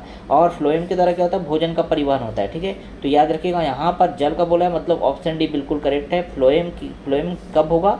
भोजन के लिए बोलेगा, यहाँ जल बोला है इसलिए ऑप्शन डी बिल्कुल करेक्ट है। आगे देखिए, पत्तियों में जल की वाष्प किस प्रक्रिया द्वारा बाहर निकलती है? तो जल का जो वाष्प है ना, वाष्पोत्सर्जन, जिसको ट्रांसपीरेशन कहते हैं, वाष्पोत्सर्जन के द्वारा बाहर निकलता है, ठीक है। वाष्प की क्रिया वाष्पोत्सर्जन के द्वारा बाहर निकलता है, ट्रांसपीरेशन जिसको कहते हैं। आगे देखिए, पौधों में भोजन का परिवहन किसके द्वारा? तो भोजन का परिवहन फ्लोएम के द्वारा होता है। ऑप्शन बी बिल्कुल करेक्ट है। जल का परिवहन जाइलम द्वारा, भोजन का परिवहन फ्लोएम द्वारा, ठीक है। आगे देखिए, मानव उत्सर्जन तंत्र का जो है प्रमुख अंग कौन सा है? तो मानव उत्सर्जन तंत्र का जो प्रमुख अंग है वो है किडनी, वृक्क या किडनी जो है प्रमुख अंग है, याद रखिएगा। उत्सर्जन तंत्र का सबसे मुख्य अंग कौन है? किडनी है, वृक्क है। आगे देखिए, वृक्क या किडनी की कार्यात्मक इकाई को ही क्या कहा जाता है? नेफ्रॉन कहा जाता है। मोस्ट इंपॉर्टेंट क्वेश्चन है, वृक्क या किडनी की कार्यात्मक या क्रियात्मक इकाई को ही नेफ्रॉन कहते हैं। कितने बार भी ये क्वेश्चन जो है रिपीट हुआ है, most important question nephron. Option B बिल्कुल करेक्ट है, ठीक है। चलिए आगे बढ़ें। मूत्र किस अंग से संग्रहित होता है? किस अंग में संग्रहित होता है? मूत्र की अगर बात करें तो मूत्र जो है ना ब्लैडर में, ब्लैडर जिसको मूत्राशय कहते हैं, उसी में मूत्र जो है क्या होता है? संग्रहित होते जाता है, ठीक है। आगे देखिए, प्रकाश संश्लेषण की रासायनिक अभिक्रिया का सामान्य समीकरण कौन सा है? ये भी मोस्ट इंपॉर्टेंट क्वेश्चन है। प्रकाश संश्लेषण से संबंधित क्वेश्चन जरूर पूछा जाएगा आपके एग्जाम पे। और ये रासायनिक अभिक्रिया का कौन सा सामान्य समीकरण है अगर बोलता है तो ऑप्शन बी बिल्कुल करेक्ट है। इस पर टिक लगाइएगा। आगे बढ़िए। नेक्स्ट क्वेश्चन देखिए, श्वसन की प्रक्रिया कहाँ होती है? अगर बोले श्वसन की प्रक्रिया माइटोकॉन्ड्रिया में होती है। कोशिका में एक अंग है माइटोकॉन्ड्रिया और वहीं पर श्वसन की प्रक्रिया होती है, तो ऑप्शन ए बिल्कुल करेक्ट है। मनुष्य में रक्त वाहिकाओं के कितने प्रकार होते हैं? रक्त वाहिकाओं के जो है 3 प्रकार होते हैं, धमनी, शिरा और केशिकाएं। याद रखिएगा, रक्त वाहिकाओं के 3 प्रकार, एक होता है धमनी, एक होता है शिरा और एक होता है केशिकाएं, ठीक है। तो ऑप्शन सी बिल्कुल करेक्ट है। रक्त शुद्धि के लिए डायलिसिस का उपयोग किस अंग के खराब होने पर होता है? तो किडनी खराब हो जाता है ना, तभी जाकर के उसका डायलिसिस किया जाता है, ठीक है। तो रक्त शुद्धि के लिए डायलिसिस का उपयोग जो है किस अंग के खराब होने पर होता है? किडनी या वृक्क के खराब होने पर डायलिसिस किया जाता है। पौधे किस अंग से ऑक्सीजन और कार्बन डाइऑक्साइड का आदान प्रदान करते हैं? तो याद रखिएगा, पौधों के जो पत्तियों हैं उसमें रंध्र पाए जाते हैं, छोटे छोटे छिद्र पाए जाते हैं, इसको स्टोमेटा कहते हैं, रंध्र है स्टोमेटा कहते हैं। और इसी से जो है कार्बन डाइऑक्साइड का आदान प्रदान वो करते हैं, ऑक्सीजन और कार्बन डाइऑक्साइड का आदान प्रदान करते हैं इसी रंध्र या स्टोमेटा से, ठीक है। चलिए नेक्स्ट क्वेश्चन देखिए, पेप्सिन किसके पाचन में सहायक होता है? पेप्सिन की अगर बात करें तो पेप्सिन प्रोटीन को पचाने में सहायक होता है। ऑप्शन सी बिल्कुल करेक्ट है। पेप्सिन किसको पचाता है? प्रोटीन को, ठीक है। नेक्स्ट क्वेश्चन देखिए, अमीबा भोजन ग्रहण की प्रक्रिया किस रूप में होती है? तो याद रखिएगा एंडोसाइटोसिस। ये तो फिर से आ गया, रिपीट हो गया, एंडोसाइटोसिस जिसको झिल्ली द्वारा निकलना भी बोलते हैं अगर शुद्ध हिंदी में लिखा हुआ तो। और हिंदी में ना लिख करके ऐसे इंग्लिश में लिखा तो एंडोसाइटोसिस याद रखिएगा, ठीक है, झिल्ली द्वारा निकलना इसी को कहते हैं। नेक्स्ट क्वेश्चन देखें, एटीपी क्या है? तो एटीपी क्या है? एक प्रकार की ऊर्जा है, ऊर्जा की इकाई कोई तो एटीपी कहते हैं। श्वसन की प्रक्रिया में ऊर्जा एटीपी के रूप में मुक्त होती है, तो ऑप्शन सी बिल्कुल करेक्ट है। एटीपी क्या है याद रखिएगा, ये ऊर्जा की इकाई है। पाचन एंजाइम कौन सा अंग बनाता है? तो पाचन एंजाइम की अगर बात करें तो अग्नाशय बनाता है, अग्नाशय ही पाचन एंजाइम बनाता है, ऑप्शन भी बिल्कुल करेक्ट है। पाचन एंजाइम कौन बनाता है? अग्नाशय। मानव फेफड़ों में वायु का आदान प्रदान किस भाग में होता है? मानव फेफड़ों की अगर बात करें तो वायु का आदान प्रदान जो है एल्वियोलाई में, ठीक है, एल्वियोलाई याद रखिएगा, एल्वियोलाई, ठीक, ऑप्शन सी बिल्कुल करेक्ट है। इसी में जो है वायु का आदान प्रदान होता है, ट्रेकिया वगैरह लगा करके मत आ जाइएगा, ठीक है।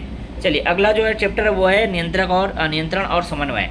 नियंत्रण और समन्वय में देखिए पौधे में जो है आंदोलन या मूवमेंट, आंदोलन बोल रहे हैं ना, आंदोलन नहीं एक्चुअल में मूवमेंट क्या याद रखिए, मूवमेंट, ठीक है, मूवमेंट जो है किसके कारण होता है? पौधे में जो मूवमेंट होता है वो किसके कारण होता है? तो हार्मोन्स के कारण होता है, ठीक है। तंत्रिका कोई मांसपेशी तो नहीं पाई जाती, लेकिन उसमें हार्मोन पाए जाते हैं, हार्मोन द्वारा ही नियंत्रित होते हैं, तो मूवमेंट किसके द्वारा होता है? हार्मोन के द्वारा, ऑप्शन भी बिल्कुल करेक्ट है। मनुष्य के शरीर में संतुलन बनाए रखने का कार्य कौन करता है? तो संतुलन बनाए रखने का कार्य जो है मस्तिष्क का एक भाग है जिसको सेरिबेलम कहते हैं, सेरिबेलम ही करता है, याद रखिएगा, ठीक है। यही जो है संतुलन और समन्वय का कार्य करता है। मानव के शरीर में अगर बात करें संतुलन बनाए रखने का कार्य सेरिबेलम का है, सेरिबेलम मस्तिष्क का ही एक भाग है। आगे देखिए ट्रॉपिक मूवमेंट किससे संबंधित है? ट्रॉपिक मूवमेंट जो है बाहरी उद्दीपन से संबंधित है, बाहरी उद्दीपन, ठीक है, बाहरी उद्दीपन, ऑप्शन ए बिल्कुल करेक्ट है। बाहरी उद्दीपन का मतलब प्रकाश, गुरुत्वाकर्षण, जल आदि उद्दीपनों को प्रति होता है, याद रखेगा। आगे देखिए तंत्रिका कोशिका का कार्यात्मक जो भाग है उसे क्या कहते हैं? तो तंत्रिका कोशिका का कार्यात्मक भाग है, इसको भी मैं पढ़ाया हूँ बहुत अच्छे से। तंत्रिका कोशिका की जो कार्यात्मक इकाई होती है उसे एक्सॉन कहते हैं, AXON याद रखेगा, जिसको शुद्ध हिंदी में अगर बात करें अक्ष तंतु कहा जाता है। चलिए आगे देखिए नेक्स्ट क्वेश्चन, मानव में संवेदी तंत्रिका सेंसरी नर्व्स का कार्य क्या है? तो संवेदी जो तंत्रिका है वो क्या काम करता है पता है? अंगों से मस्तिष्क को संकेत भेजता है, संदेश भेजता है एक तरह से, इसी को तो संवेदी तंत्रिका का कार्य क्या है? तो समझ आ गया, अंगों से मस्तिष्क को संदेश भेजना, ये इसका काम है संवेदी तंत्रिका का। क्लियर। ऑक्सिन, नेक्स्ट क्वेश्चन देखिए, ऑक्सिन किस प्रकार का हार्मोन है? ऑक्सिन की अगर बात करें तो ऑक्सिन पौधों का एक पादप हार्मोन है, पादप हार्मोन या पौधों का हार्मोन है ऑक्सिन, ठीक है। नेक्स्ट क्वेश्चन देखिए आगे, थायराइड ग्रंथि कौन सा हार्मोन स्रावित करती है? थायराइड ग्रंथि की अगर बात करें तो थायराइड ग्रंथि जो है थायरॉक्सिन हार्मोन बनाती है जो शरीर में मेटाबॉलिज्म को नियंत्रित करती है। नेक्स्ट क्वेश्चन देखिए, इंसुलिन की कमी से कौन सा रोग होता है? इंसुलिन की कमी से मधुमेह या ब्लड शुगर होता है, ठीक है। शुगर की बीमारी किसकी वजह से होता है? इंसुलिन की कमी से, और इंसुलिन की कमी जो है ग्लूकोज की मात्रा को नियंत्रित नहीं हो पाती इसी से, ठीक है, जिससे डायबिटीज भी लिखा होगा तो भी समझ रहे हैं ना, डायबिटीज या मधुमेह या शुगर की बीमारी होती है, याद रखिएगा। पिट्यूटरी ग्रंथि को क्या कहते हैं? पिट्यूटरी ग्रंथि को ही तो मास्टर ग्रंथि कहते हैं, ऑप्शन ए बिल्कुल करेक्ट है। पिट्यूटरी ग्रंथि को पीयूष ग्रंथि भी कहा जाता है, पीयूष ग्रंथि, हिंदी में पीयूष ग्रंथि लिख करके आता है, ठीक है। तो पिट्यूटरी ग्रंथि या पीयूष ग्रंथि को ही मास्टर ग्रंथि कहते हैं, याद रखिएगा। नेक्स्ट क्वेश्चन देखिए, मस्तिष्क की रक्षा किसके द्वारा होती है? तो खोपड़ी के द्वारा ही तो मस्तिष्क की रक्षा होती है। जो खोपड़ी की संरचना है स्कल ही मस्तिष्क को बचा करके रखता है, ऊपर में जो बाहरी आवरण है कठोर संरचना वो जो है मस्तिष्क को बचा के रखता है। आगे देखिए 11वां प्रश्न देखिए, पौधों में जल की ओर मुड़ने की क्रिया को क्या कहते हैं? हाइड्रोट्रोपिज्म कहते हैं। पौधों में जो जल की ओर मुड़ने की क्रिया है उसको हाइड्रो मतलब जली होता है ना, बस इसी से टिक लगाना है आपको, और कोई दिक्कत वाली बात नहीं, हाइड्रोट्रोपिज्म कहते हैं। पौधों में जो जल की ओर मुड़ने की क्रिया है उसको हाइड्रोट्रोपिज्म कहते हैं, ठीक है। चलिए आगे देखिए, जो है थिग्मोनेस्टी, ये जो कह सकते हैं आंदोलन या मूवमेंट है, किसका उदाहरण है? तो ये स्पर्श का उदाहरण है, ठीक है। थिग्मोनेस्टी स्पर्श का उदाहरण है, याद रखिएगा। जैसे छुई का पत्ता जो है इसके लिए यूज़ किया जाता है, ये याद रखिएगा, थिग्मोनेस्टी, ठीक है। चलिए नेक्स्ट क्वेश्चन देखिए, एड्रिनल हार्मोन कब स्रावित होता है? एड्रिनल हार्मोन की अगर बात करें तो ये डर या तनाव की स्थिति में एड्रिनल हार्मोन जो है स्रावित होता है, ठीक है। इसी को फाइट या फ्लाइट के लिए तैयार किया जाता है, फाइट करो या फ्लाइट करो, भाग जाओ, इसके लिए तैयार किया जाता है। आगे देखिए, रीढ़ की हड्डी द्वारा किए गए कार्य को क्या कहते हैं? रीढ़ की हड्डी द्वारा जो कार्य होता है उसको प्रतिबिंब क्रिया कहते हैं, जिसको स्पाइनल कॉर्ड द्वारा जो प्रतिक्रिया होती है उसको प्रतिबिंब क्रिया या रिफ्लेक्स एक्शन कहते हैं। रिफ्लेक्स एक्शन भी मैंने पढ़ा है ना। तो रीढ़ की हड्डी जो है, रीढ़ की हड्डी मस्तिष्क को एक संकेत भेजता है कि आपको कोई मच्छर काट रहा है, कोई चीज़ें गर्म लग रही है, आप छू दिए गलती से, तुरंत आपका हाथ त्वरित रूप से हट जाता है, इसको रिफ्लेक्स एक्शन कहते हैं, इसी को प्रतिबिंब क्रिया भी कहते हैं। तो रीढ़ की हड्डी द्वारा किए गए कार्य को ही प्रतिबिंब क्रिया, या ऑप्शन ए बिल्कुल करेक्ट है। कौन सी ग्रंथि जो है रक्त में शर्करा की मात्रा को नियंत्रित करता है? रक्त में शर्करा की मात्रा को पेनक्रियास ग्रंथि, अग्नाशय जिसको कहते हैं, याद रखिएगा, अग्नाशय या पेनक्रियास, यही रक्त में शरीर शर्करा की मात्रा को नियंत्रित करता है, क्योंकि इससे इंसुलिन स्त्रावित होता है, याद रखिएगा। ठीक है, चलिए अगला जो चैप्टर है वो है श्वसन रेस्पिरेशन। ये देखिए, श्वसन की वह क्रिया है जिसमें ऑक्सीजन की आवश्यकता नहीं होती, ऑक्सीजन की आवश्यकता नहीं होती तो इसको अवायवीय या एनएरोबिक श्वसन कहते हैं। ठीक है, ऑक्सीजन की आवश्यकता होती है तो उसको एरोबिक श्वसन कहते हैं। नेक्स्ट क्वेश्चन देखिए, श्वसन क्रिया के दौरान ग्लूकोज का अंतिम उत्पाद क्या होता है? ग्लूकोज का अंतिम उत्पाद जो है कार्बन डाइऑक्साइड और जल होता है, याद रखिएगा, कार्बन डाइऑक्साइड और जल में जो है टूट जाता है। नेक्स्ट क्वेश्चन देखिए, मनुष्यों की मांसपेशियों में भारी व्यायाम के समय किस प्रकार का श्वसन होता है? तो भारी जब व्यायाम करते हैं, आप दौड़ लगाते हैं या कोई भारी व्यायाम करते हैं, तो याद रखिएगा वहाँ पे दोनों तरह का श्वसन होता है। एरोबिक मतलब यहाँ पे ऑक्सीजन से श्वसन लेते हैं, उसके अलावा जो मांसपेशियाँ हैं, ठीक है, मांसपेशियां हैं, वो भी अवायवीय श्वसन करना चालू कर देता है, जिसके कारण लैक्टिक अम्ल बनता है। ठीक है, और इसीलिए जब आप भारी व्यायाम करते हैं, दौड़ते हैं, तो आपका पैर जाम हो जाता है, हाथ में भी दर्द हो जाता है। ठीक है, दौड़ने या भारी व्यायाम करने से वहाँ पर दर्द उत्पन्न होने का कारण भी यही है कि वहाँ पर लैक्टिक अम्ल बन जाता है। ठीक है, तो याद रखिएगा, जब मांसपेशियों में भारी व्यायाम किया जाता है तो मांसपेशियों द्वारा भी जो है श्वसन किया जाता है, जिसको अवायवीय श्वसन कहते हैं। इसलिए याद रखिएगा, एरोबिक भी करता है और अवायवीय भी करता है, दोनों तरह का श्वसन होता है मनुष्य की मांसपेशियों में। ठीक है, आगे देखें, श्वसन अंगों का सही युग्म है। श्वसन अंगों का जो सही युग्म कौन सा है? तो श्वसन अंगों का सही युग्म है मेंढक। मेंढक जो है त्वचा से श्वास लेता है। मनुष्य गड़फड़ा लेता है क्या? नहीं। मछली के फेफड़े होते हैं क्या? नहीं। केंचुआ का ट्रेकिया होता है क्या? बिल्कुल नहीं। लेकिन ये जो है मेंढक त्वचा से अपना सांस लेते हैं, ये बिल्कुल सही है। ठीक है, त्वचा और फेफड़ा दोनों से लेता है, तो त्वचा अगर दिख रहा है बिल्कुल सही। श्वसन में कौन सा अंग जो है गैसों का आदान प्रदान करता है? तो कौन सा अंग जो गैसों का आदान प्रदान करता है? गैसों का आदान प्रदान करने के लिए यहाँ पे फेफड़ा होता है। ठीक है, ऑप्शन बी बिल्कुल करेक्ट है। लेकिन में कौन सा श्वसन अंग नहीं है? श्वसन का अंग कौन सा नहीं है? लीवर श्वसन का अंग थोड़ी है। ठीक है, समझ आ रहा है? क्लियर दिख। पौधों में श्वसन कहाँ से होता है? पौधों में श्वसन अगर बात करें तो पौधे के जितने भी जीवित भाग हैं सभी जगह से श्वसन होते रहता है। ऑप्शन डी बिल्कुल करेक्ट। श्वसन के दौरान कौन सी ऊर्जा बनता है? एटीपी ऊर्जा की मुद्रा है, इकाई है, याद रखिएगा। श्वसन के दौरान एटीपी ऊर्जा बनती है। इष्ट में किस प्रकार का श्वसन होता है? इष्ट में अगर बात करें तो दोनों प्रकार का श्वसन होता है, एरोबिक भी होता है और एनएरोबिक या अवायवीय भी होता है। वायवीय भी होता है, अनवायवीय भी होता है। ठीक है, एरोबिक या अनएरोबिक। ठीक है, याद रखिए, एरोबिक और एनएरोबिक, जिसको अवायवीय दोनों प्रकार का श्वसन करता है कौन? इष्ट। ठीक है, श्वसन का मुख्य उद्देश्य क्या है? श्वसन का मुख्य उद्देश्य ना ऊर्जा प्राप्त करना, याद रखना, सांस लेना, जिंदा रहना, ये सब उद्देश्य नहीं है। ऊर्जा बनाता है, ऊर्जा, श्वसन से ही तो ऊर्जा मिलती है एटीपी के रूप में, तो ऊर्जा प्राप्त करना है इसका मुख्य उद्देश्य। ठीक है, एटीपी का पूरा नाम एडिनोसाइन ट्राइफॉस्फेट। कई बार मैं इसको याद करने बोला हूँ, एटीपी का पूरा नाम एडिनोसाइन ट्राइफॉस्फेट है। ठीक है, ऑप्शन ए बिल्कुल करेक्ट है। फेफड़ों में गैसों का आदान प्रदान किस प्रक्रिया से होता है? फेफड़ों में गैसों का आदान प्रदान जो है विसरण की प्रक्रिया से होता है, डिफ्यूजन जिसको कहते हैं। विसरण की प्रक्रिया से फेफड़ों में गैसों का आदान प्रदान होता है। मनुष्य में श्वसन तंत्र की प्रारंभिक संरचना कौन सी है? श्वसन तंत्र की जो प्रारंभिक संरचना वो नासिका छिद्र है। नाक से ही तो शुरुआत होता है, नाक के छेद से ही तो चालू होता है ना। श्वसन की अगर प्रारंभिक संरचना अगर बोले तो नासिका छिद्र होती है। ठीक है, ऑप्शन सी बिल्कुल करेक्ट। नेक्स्ट क्वेश्चन देखिए, कोशिकीय श्वसन किस में होता है? कोशिकीय श्वसन की अगर बात करें तो ये माइटोकॉन्ड्रिया और साइटोप्लाज्म दोनों में होता है। ऑप्शन डी बिल्कुल करेक्ट है। नेक्स्ट क्वेश्चन देखिए आगे, सांस में ली गई ऑक्सीजन शरीर में किसके साथ जुड़कर यात्रा करती है? सांस में जो ऑक्सीजन लेते हैं वो ऑक्सीजन किसके साथ जुड़ जाता है? हीमोग्लोबिन या एचबी के साथ जुड़ जाता है और शरीर के विभिन्न भागों तक पहुंचाया जाता है। ठीक है, याद रखिएगा, एचबी करेक्ट आंसर, मतलब ऑप्शन सी बिल्कुल करेक्ट है। ठीक है, आगे देखिए, पौधों में गैसों का आदान प्रदान मुख्यतः किस भाग से होता है? तो रंध्र से, स्टोमेटा से ही होता है। जो छोटे छोटे छिद्र होते हैं ना, रंध्र, उसी से गैसों का आदान प्रदान होता है। ठीक है, आगे देखिए, माइटोकॉन्ड्रिया को किस नाम से जाना जाता है? माइटोकॉन्ड्रिया को ही पावर हाउस कहते हैं। बस कोई दिक्कत वाली बात नहीं, माइटोकॉन्ड्रिया को कोशिका का पावर हाउस या शक्ति गृह कहते हैं। आगे देखिए, नेक्स्ट क्वेश्चन है, निम्न की कौन सी गैस जो है श्वसन के दौरान निकलती है? श्वसन के दौरान जो है निकलने वाली गैस है वो है कार्बन डाइऑक्साइड। ऑप्शन बी बिल्कुल करेक्ट है। श्वसन के दौरान किस गैस की अधिक आवश्यकता होती है? ऑक्सीजन की अधिक आवश्यकता होती है। श्वसन जब हम सांस लेते हैं तो ऑक्सीजन की अधिक आवश्यकता होती है। ऑप्शन बी बिल्कुल करेक्ट है। ठीक है, नेक्स्ट क्वेश्चन देखिए, श्वसन और जल वाष्पोत्सर्जन में अंतर क्या है? तो श्वसन ऊर्जा प्रदान करता है, जबकि जल वाष्पोत्सर्जन जल का निष्कासन है। बहुत अच्छा है, सिंपल है, बहुत आसान है। आप पढ़ के ही समझ पाएंगे कि भाई श्वसन जो है ऊर्जा प्रदान करता है, जबकि जल वाष्पोत्सर्जन जल का निष्कासन करता है। ठीक है, उत्सर्जन करता है, उत्सर्जन का मतलब निकालना। ठीक है, ऑप्शन सी बिल्कुल करेक्ट है। यहाँ तक क्लियर हो गया। आगे देखिए, नेक्स्ट जो चैप्टर है वो जो है जीवों में उत्सर्जन वाला चैप्टर है। ये अच्छे से कर लीजिए। देखिए, मानव शरीर में उत्सर्जन का मुख्य अंग कौन सा है? तो उत्सर्जन का मुख्य अंग कौन सा है? किडनी है, बिल्कुल सही।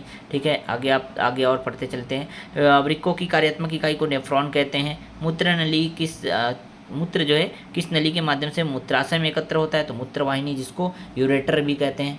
ठीक है, ऑप्शन सी बिल्कुल करेक्ट है। चलिए आगे बढ़ते हैं, नेक्स्ट क्वेश्चन। मूत्र में मुख्य रूप से कौन सा अपशिष्ट पदार्थ होता है? तो मूत्र में जो है याद रखिएगा यूरिया अपशिष्ट पदार्थ होता है, मुख्य रूप से यूरिया। ठीक है, चलिए आगे देखें, मानव शरीर में प्रतिदिन लगभग कितना मूत्र बनता है? अगर बोलेगा तो लगभग 1.5 लीटर जो है मूत्र जो है बनता है मानव शरीर में। ठीक, ऑप्शन सी बिल्कुल करेक्ट है। नेक्स्ट क्वेश्चन देखिए, पौधों में उत्सर्जन किसके द्वारा था? मुख्यतः पत्तियों के द्वारा ही तो उत्सर्जन होता है। पौधों में उत्सर्जन की बात करें तो पत्तियों के द्वारा ही होता है। जो अपशिष्ट पदार्थ हैं, जल हैं, अतिरिक्त मात्रा है, कुछ अपशिष्ट पदार्थ हैं, गैस की अतिरिक्त मात्रा है, वो सब कहाँ से निकलता है? ठीक है, पत्तियों से। ऑप्शन ए बिल्कुल करेक्ट है। एकल कोशिकीय जीवों में उत्सर्जन किस विधि से होता है? तो डिफ्यूजन से होता है, विसरण से होता है, याद रखिएगा। एकल कोशिकीय जीव में जैसे अमीबा हो गया, उसमें उत्सर्जन अगर बात करें तो विसरण से होता है। ठीक है, त्वचा द्वारा कौन सी उत्सर्जी पदार्थ निकलते हैं? त्वचा द्वारा जो निकलता है वो क्या है पता है? यूरिया और जल, जो पसीने के रूप में निकलते हुए दिखाई देता है ना, वो यूरिया और जल का मिश्रण है।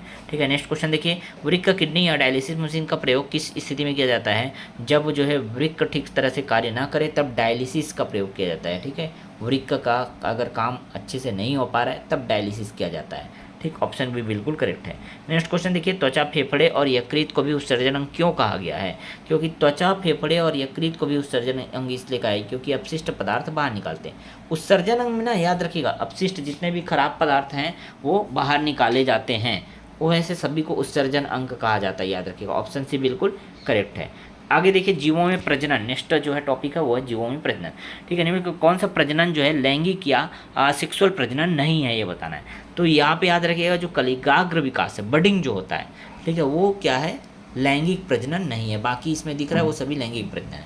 ठीक है, जो ये कलिकाग्र विकास है वो एक अलैंगिक प्रजनन की विधि है, जैसे ईस्ट और हाइड्रा में होता है। ठीक है, नेक्स्ट क्वेश्चन देखिए, ईस्ट में प्रजनन किस विधि से होता है? तो कलिकाग्र विकास से होता है, आपने अभी जस्ट पढ़ा। ठीक है, इसलिए बहुत अच्छा क्वेश्चन बनता है, ये मोस्ट इंपॉर्टेंट क्वेश्चन है। मनुष्यों में निषेचन कहाँ होता है? तो मनुष्यों में अगर बात करें, निषेचन जो है ना फेलोपियन ट्यूब में होता है, डिम्ब वाहिनी जिसको कहते हैं, इसी में होता है निषेचन का कार्य, याद रखिएगा। ठीक, चलिए नेक्स्ट क्वेश्चन देखिए, निम्नलिखित में से कौन सी प्रजनन विधि पौधों में अलैंगिक प्रजनन का उदाहरण है? अलैंगिक प्रजनन का उदाहरण जो है कटिंग द्वारा नई पौधे तैयार करना, ये है अलैंगिक प्रजनन।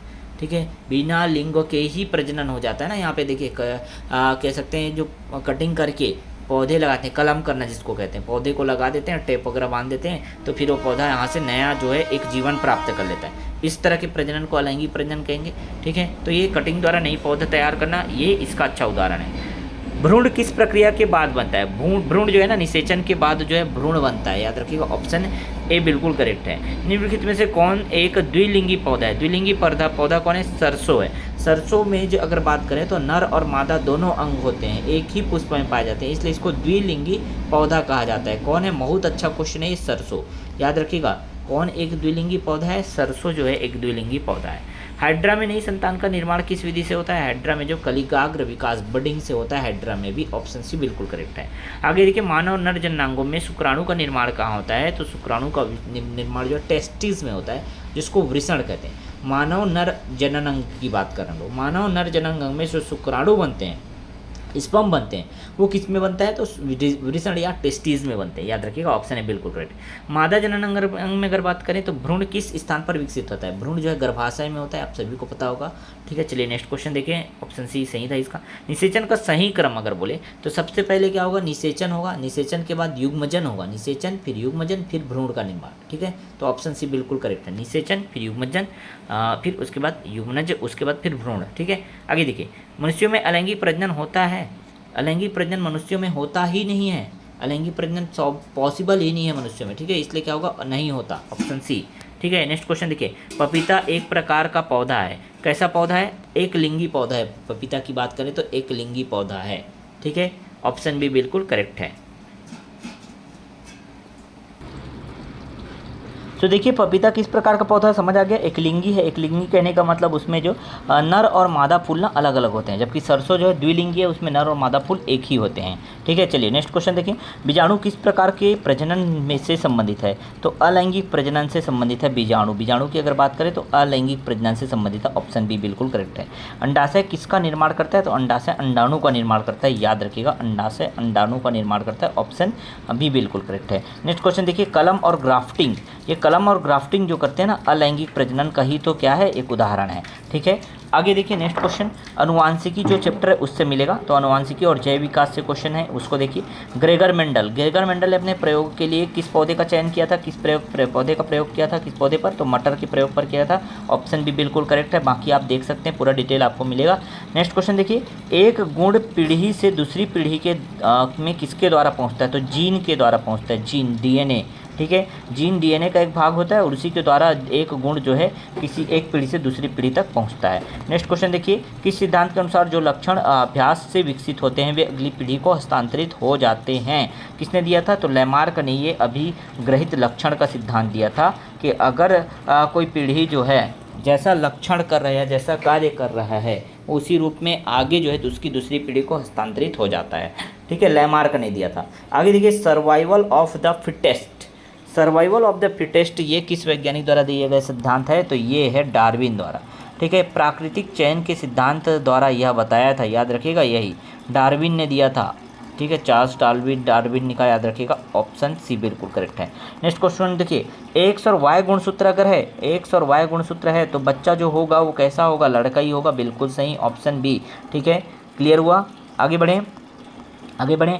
एक्स और एक्स अगर हो गया तो लड़की, याद रखिएगा, एक्स और वाई हुआ तो लड़का, और एक्स और एक्स हो गया तो लड़की। ठीक, नेक्स्ट क्वेश्चन देखिए, यदि किसी पौधे की ऊंचाई के लिए टी, ये बहुत अच्छा क्वेश्चन है, बुक में डायरेक्ट आपको ये क्वेश्चन दिया हुआ है, टी जो है प्रभारी एलील है और स्मॉल टी जो है अप्रभारी है, तो टी जो जीनोटाइप का फिनोटाइप होगा वो कैसा होगा। ठीक है, तो ये प्रभावी है और जो प्रभावशाली होता है वही जो है अपना प्रभाव दर्शाता है, मतलब ये क्या होगा, किस तरह का होगा, तो ऊंचा होगा, डोमिनेंट करेगा, याद रखिएगा। ठीक है, इस टी के कारण, कैपिटल टी के कारण जो है क्या होगा, ये जो स्मॉल टी है वो दब जाएगा, और ये कह सकते हैं कि इसका जो जीनोटाइप का जो फिनोटाइप होगा वो ऊंचा ही होगा। ठीक है, ऑप्शन सी बिल्कुल करेक्ट है। चलिए नेक्स्ट क्वेश्चन देखिए, डीएनए को देखिए, DNA deoxy ribose nucleic acid, ये इसका फुल फॉर्म है। ठीक है, ऑप्शन बी बिल्कुल करेक्ट है, टिक लगाइए, आगे बढ़िए। निम्न में से कौन सा मानव लिंग निर्धारण के लिए उत्तरदायी है, तो मानव लिंग निर्धारण के लिए केवल और केवल पुरुष उत्तरदायी है। कई बार मैंने इसको अच्छे से पढ़ाया भी है, अनुवांशिकी वाले चैप्टर में बहुत अच्छे से समझाया भी है। ठीक है, याद रखिएगा, केवल पुरुष ही उत्तरदायी होते हैं मानव लिंग निर्धारण के लिए। नेक्स्ट क्वेश्चन देखिए, एकल गुणसूत्री क्रॉस में कितने प्रकार के जीनोटाइप प्राप्त होते हैं, तो यहाँ पे याद रखिएगा 3 टाइप के जीनोटाइप, या तो दोनों टी होंगे, या तो एक स्मॉल टी होगा, एक कैपिटल टी होगा, और या तो दोनों स्मॉल टी होंगे, बस बात खत्म, 3 टाइप के होते हैं। ठीक है, तो ऑप्शन सी बिल्कुल करेक्ट है। आगे देखिए, निम्नलिखित से किसका प्रमाण जो है जीवाश्मों के अध्ययन से मिलता है, जीवाश्मों के अध्ययन से जो है ना विकास का प्रमाण मिलता है कि पहले क्या थे और अब क्या हो गए, विकास कितना डेवलपमेंट हुआ। तो जीवाश्म पुराने जीवों के अवशेष हैं जो हमें विकास की प्रक्रिया की जानकारी देते हैं। ठीक है, यहाँ तक क्लियर हुआ। चलिए नेक्स्ट क्वेश्चन देखिए, अगर माता पिता का जीनोटाइप कैपिटल टी और स्मॉल टी पे, तो संतानों का फेनोटाइप क्या होगा, तो फेनोटाइप अगर बात करें फिर से वही है, जो प्रबल होगा वो दुर्बल को दबा देगा, मतलब सभी क्या होंगे, ऊंचे होंगे, बिल्कुल कोई दिक्कत वाली बात नहीं, ऑप्शन बी बिल्कुल करेक्ट है। नेक्स्ट क्वेश्चन देखिए, एक मनुष्य में 23 जोड़े गुणसूत्र होते हैं, ये तो याद है ना सभी को, 23 जोड़े जो गुणसूत्र हैं ठीक है। 23 जोड़े गुणसूत्र, गुणसूत्रों की संख्या कितनी है अगर बोलेगा तो याद रखेगा 46 हैं। और कितने जोड़े पाए जाते हैं तो 23 जोड़े पाए जाते हैं। अब 23 में से एक जोड़ा जो है, ठीक है, केवल और केवल एक जोड़ा लिंग का निर्धारण करता है।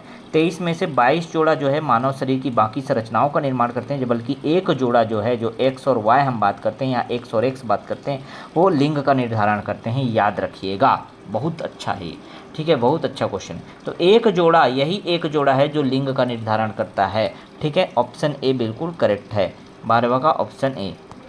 अगला देखिए, कृत्रिम चयन किससे संबंधित है? तो कृत्रिम चयन जो है मानव द्वारा चयन, यह इसी से संबंधित है, ये कृत्रिम चयन, ठीक है, ऑप्शन बी।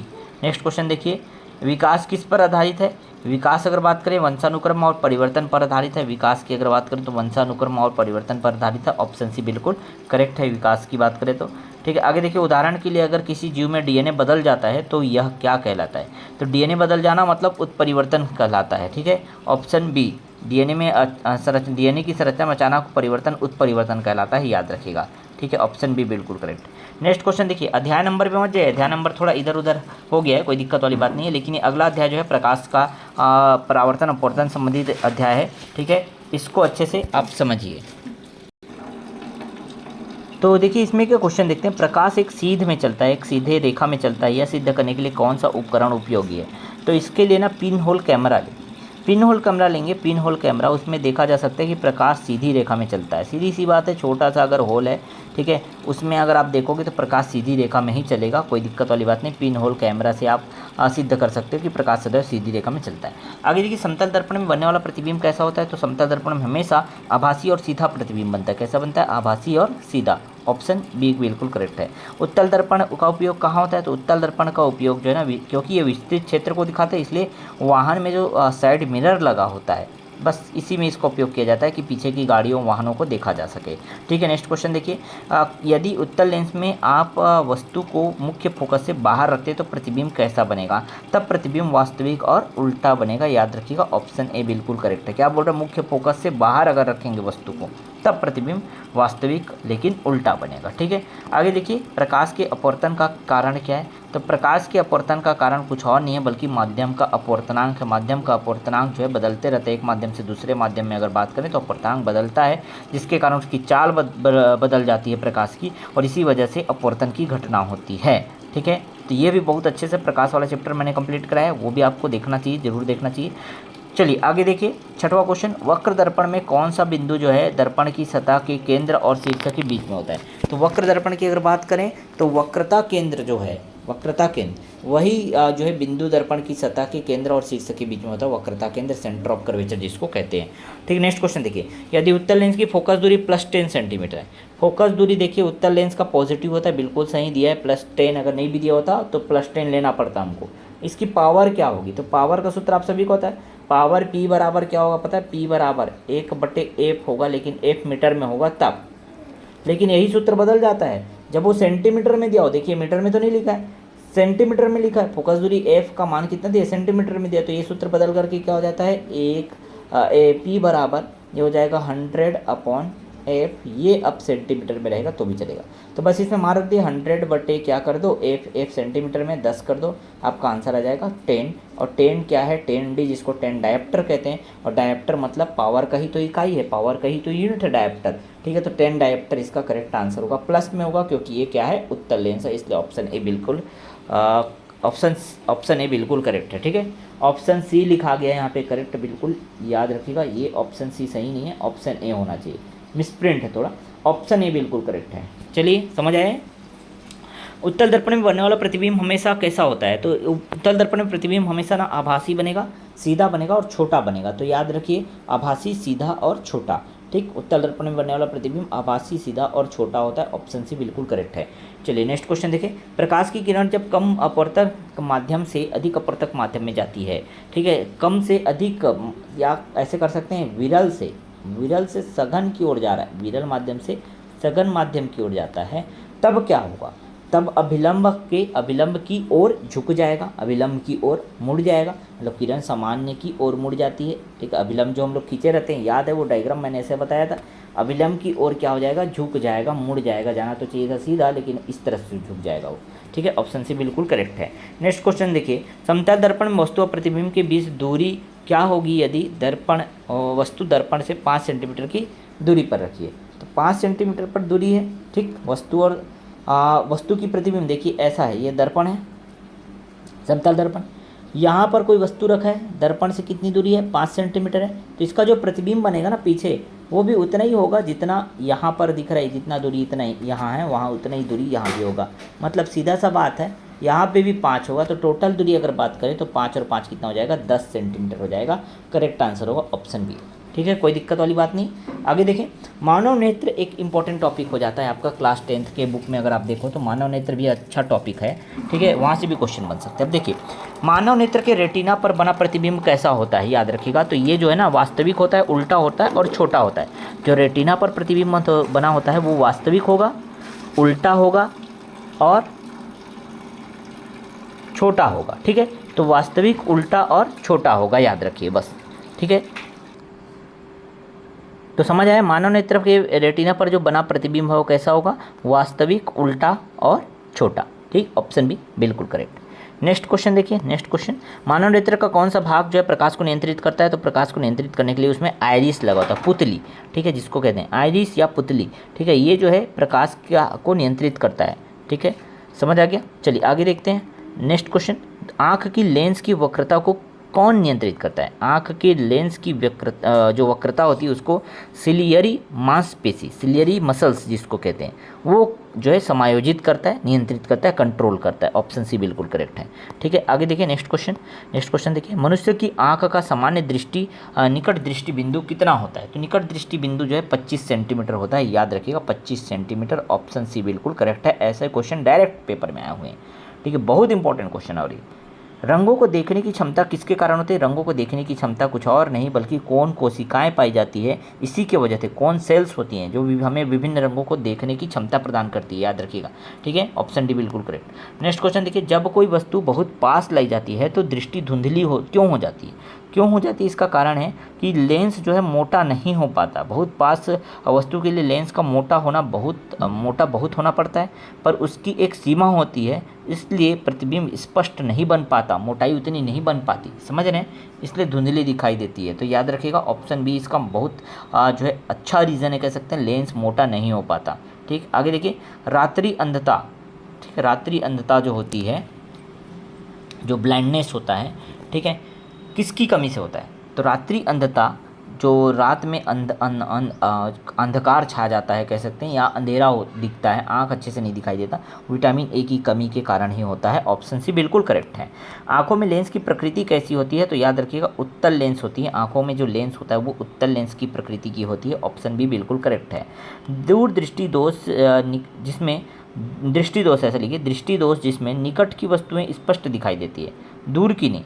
निकट का तो दिखाई देता है लेकिन दूर की नहीं दिखाई देता, उसको निकट दृष्टि दोष या मायोपिया कहते हैं, याद रखिएगा। निकट का दिखाई देगा लेकिन दूर का दिखाई नहीं देता, उसको निकट दृष्टि दोष। और इसका जस्ट उल्टा, दूर का तो दिखाई देगा लेकिन निकट का दिखाई नहीं देगा, उसको दूर दृष्टि दोष कहते हैं। और इसको निकट दृष्टि दोष को दूर करने के लिए, दूर दृष्टि दोष को दूर करने के लिए मैंने एक ट्रिक बताया, ड्यूना ट्रिक, याद रखिएगा। दूर दृष्टि दोष को दूर करने के लिए उत्तल लेंस का प्रयोग किया जाता है। डी यू का मतलब होता है, डी का मतलब होता है दूर और यू का मतलब उत्तल लेंस। दूर दृष्टि दोष को दूर करने के लिए उत्तल लेंस और निकट दृष्टि दोष को दूर करने के लिए अवतल लेंस। बस बात खत्म, ए फॉर अवतल। ठीक है, बहुत सिंपल सा क्वेश्चन, बहुत सिंपल सा ट्रिक। ठीक है, याद रखिएगा। आगे देखिए, वृद्ध दृष्टिता का समाधान होता है। वृद्ध दृष्टिता, ठीक है, इसका समाधान क्या होगा पता है। वृद्ध दृष्टिता में भाई परेशानी है कि ना तो दूर का अच्छे से दिखता है ना तो पास का अच्छे से दिखता है। ठीक, इसलिए इसमें जो कह सकते हैं बायफोकल लेंस मतलब द्वय गुणक लेंस का प्रयोग किया जाता है। ये इसका एक समाधान, एक सॉल्यूशन हो सकता है। द्वय गुणक लेंस लगा करके इसका जो है समाधान किया जा सकता है। ठीक है, तो ये अच्छा क्वेश्चन था, बहुत ही बेहतरीन पूरा सीरीज़ रहा है, ज़बरदस्त क्वेश्चन का कलेक्शन था। और इतने सारे क्वेश्चन आपको हो सकता है यहाँ 100 मिनट लगे होंगे इस वीडियो को देखने में। ठीक है, हो सकता है आपने अगर नोट डाउन किया या थोड़ा पीछे कोई चीज़ समझ नहीं आया तो स्लो करके देखा होगा, तो आपको हो सकता है 2 घंटे भी लगे होंगे। लेकिन ये जो ऐसे क्वेश्चन है ना, इस सब क्वेश्चन को कर लिया ना तो बहुत ज़्यादा चांस है आपके एग्ज़ाम में ये क्वेश्चन फंसेंगे। 100% कह रहा हूँ, ऐसे क्वेश्चन जो है फंसते ही फंसते हैं। अब पूछने का तरीका थोड़ा सा अलग हो सकता है, लेकिन वहाँ आपको अपना जो है पूरा कामनेस के साथ जाना है, शांति से जाना है, माइंड फ्री करके जाना है, किसी भी तरह का स्ट्रेस लेकर के नहीं जाना है। आप देखिएगा मैंने यहाँ जो जो आपको कराया ना वो आपको रिमाइंड होते जाएगा वहाँ एग्ज़ाम हॉल में। ठीक है, उम्मीद करता हूँ आप लोगों को क्लास हमारा बहुत मज़ेदार लगा होगा, इंटरेस्टिंग लगा होगा, बहुत कुछ सीखने को मिला होगा। ठीक है, यदि आपको ऐसा लगता है तो लाइक ज़रूर कर देना, ताकि हमको भी लगे कि हाँ भाई हमारे जो स्टूडेंट, हमारे जो हमें जो फॉलो करने वाले बच्चे हैं वो उन्हें मज़ा आ रहा है पढ़ने में, तो और जो है हम बहुत बेहतरीन क्लास आप लोगों के लिए प्रोवाइड करा सकें। ठीक है, बाकी हमारा प्रयास लगातार जारी है, जब तक आपका एग्ज़ाम नहीं होता तब तक हम जो है लगातार आप बेहतरीन क्लास प्रोवाइड कराते रहेंगे। और अब प्रैक्टिस करने का समय है, लगातार प्रैक्टिस करते रहिएगा। और जो नोट्स वगैरह हैं वो रिवाइज़ करने के लिए सिंगरोल ट्यूटोरियल हमारा जो एप्लीकेशन है उस पर जाइएगा, वो डाउनलोड कर लीजिएगा सिंगरोल ट्यूटोरियल। ठीक है, इस पर इसको डाउनलोड करके फिर आप जो है क्या कर सकते हैं, नोट्स वगैरह देख सकते हैं, रिवाइज़ कर सकते हैं बहुत फास्टली। ठीक है, तो बाकी इसके बारे में मैं कैसे देखना है नोट्स, कैसे देखना है, कैसे पढ़ सकते हैं, कहाँ मिलेगा, कैसे मिलेगा, किस तरह से मिलेगा, वो एक सेपरेट वीडियो मैं आपको प्रोवाइड कराऊंगा। ठीक है, लेकिन आपको बता रहा हूँ कि सिंगरोल ट्यूटोरियल आप डाउनलोड जरूर कर लीजिएगा। ठीक, बहुत काम का एप्लीकेशन है। यही बस एग्ज़ाम नहीं, हर एक एग्ज़ाम पर फोकस करते हुए बहुत बेहतरीन रूप से अगर आप पढ़ना चाहते हैं तो भाई आप लोगों के लिए बहुत रामबाण साबित होगा ये सिंगरोल ट्यूटोरियल का ऑफिशियल एप्लीकेशन। ठीक है, चलिए मिलते हैं नेक्स्ट वीडियो में नए इंपॉर्टेंट क्लास के साथ, नए इंपॉर्टेंट अपडेट के साथ। तब तक के लिए आप सभी पढ़ते रहिए, मस्त रहिए, स्वस्थ रहिए और एग्ज़ाम की तैयारी करते रहिए। ठीक है।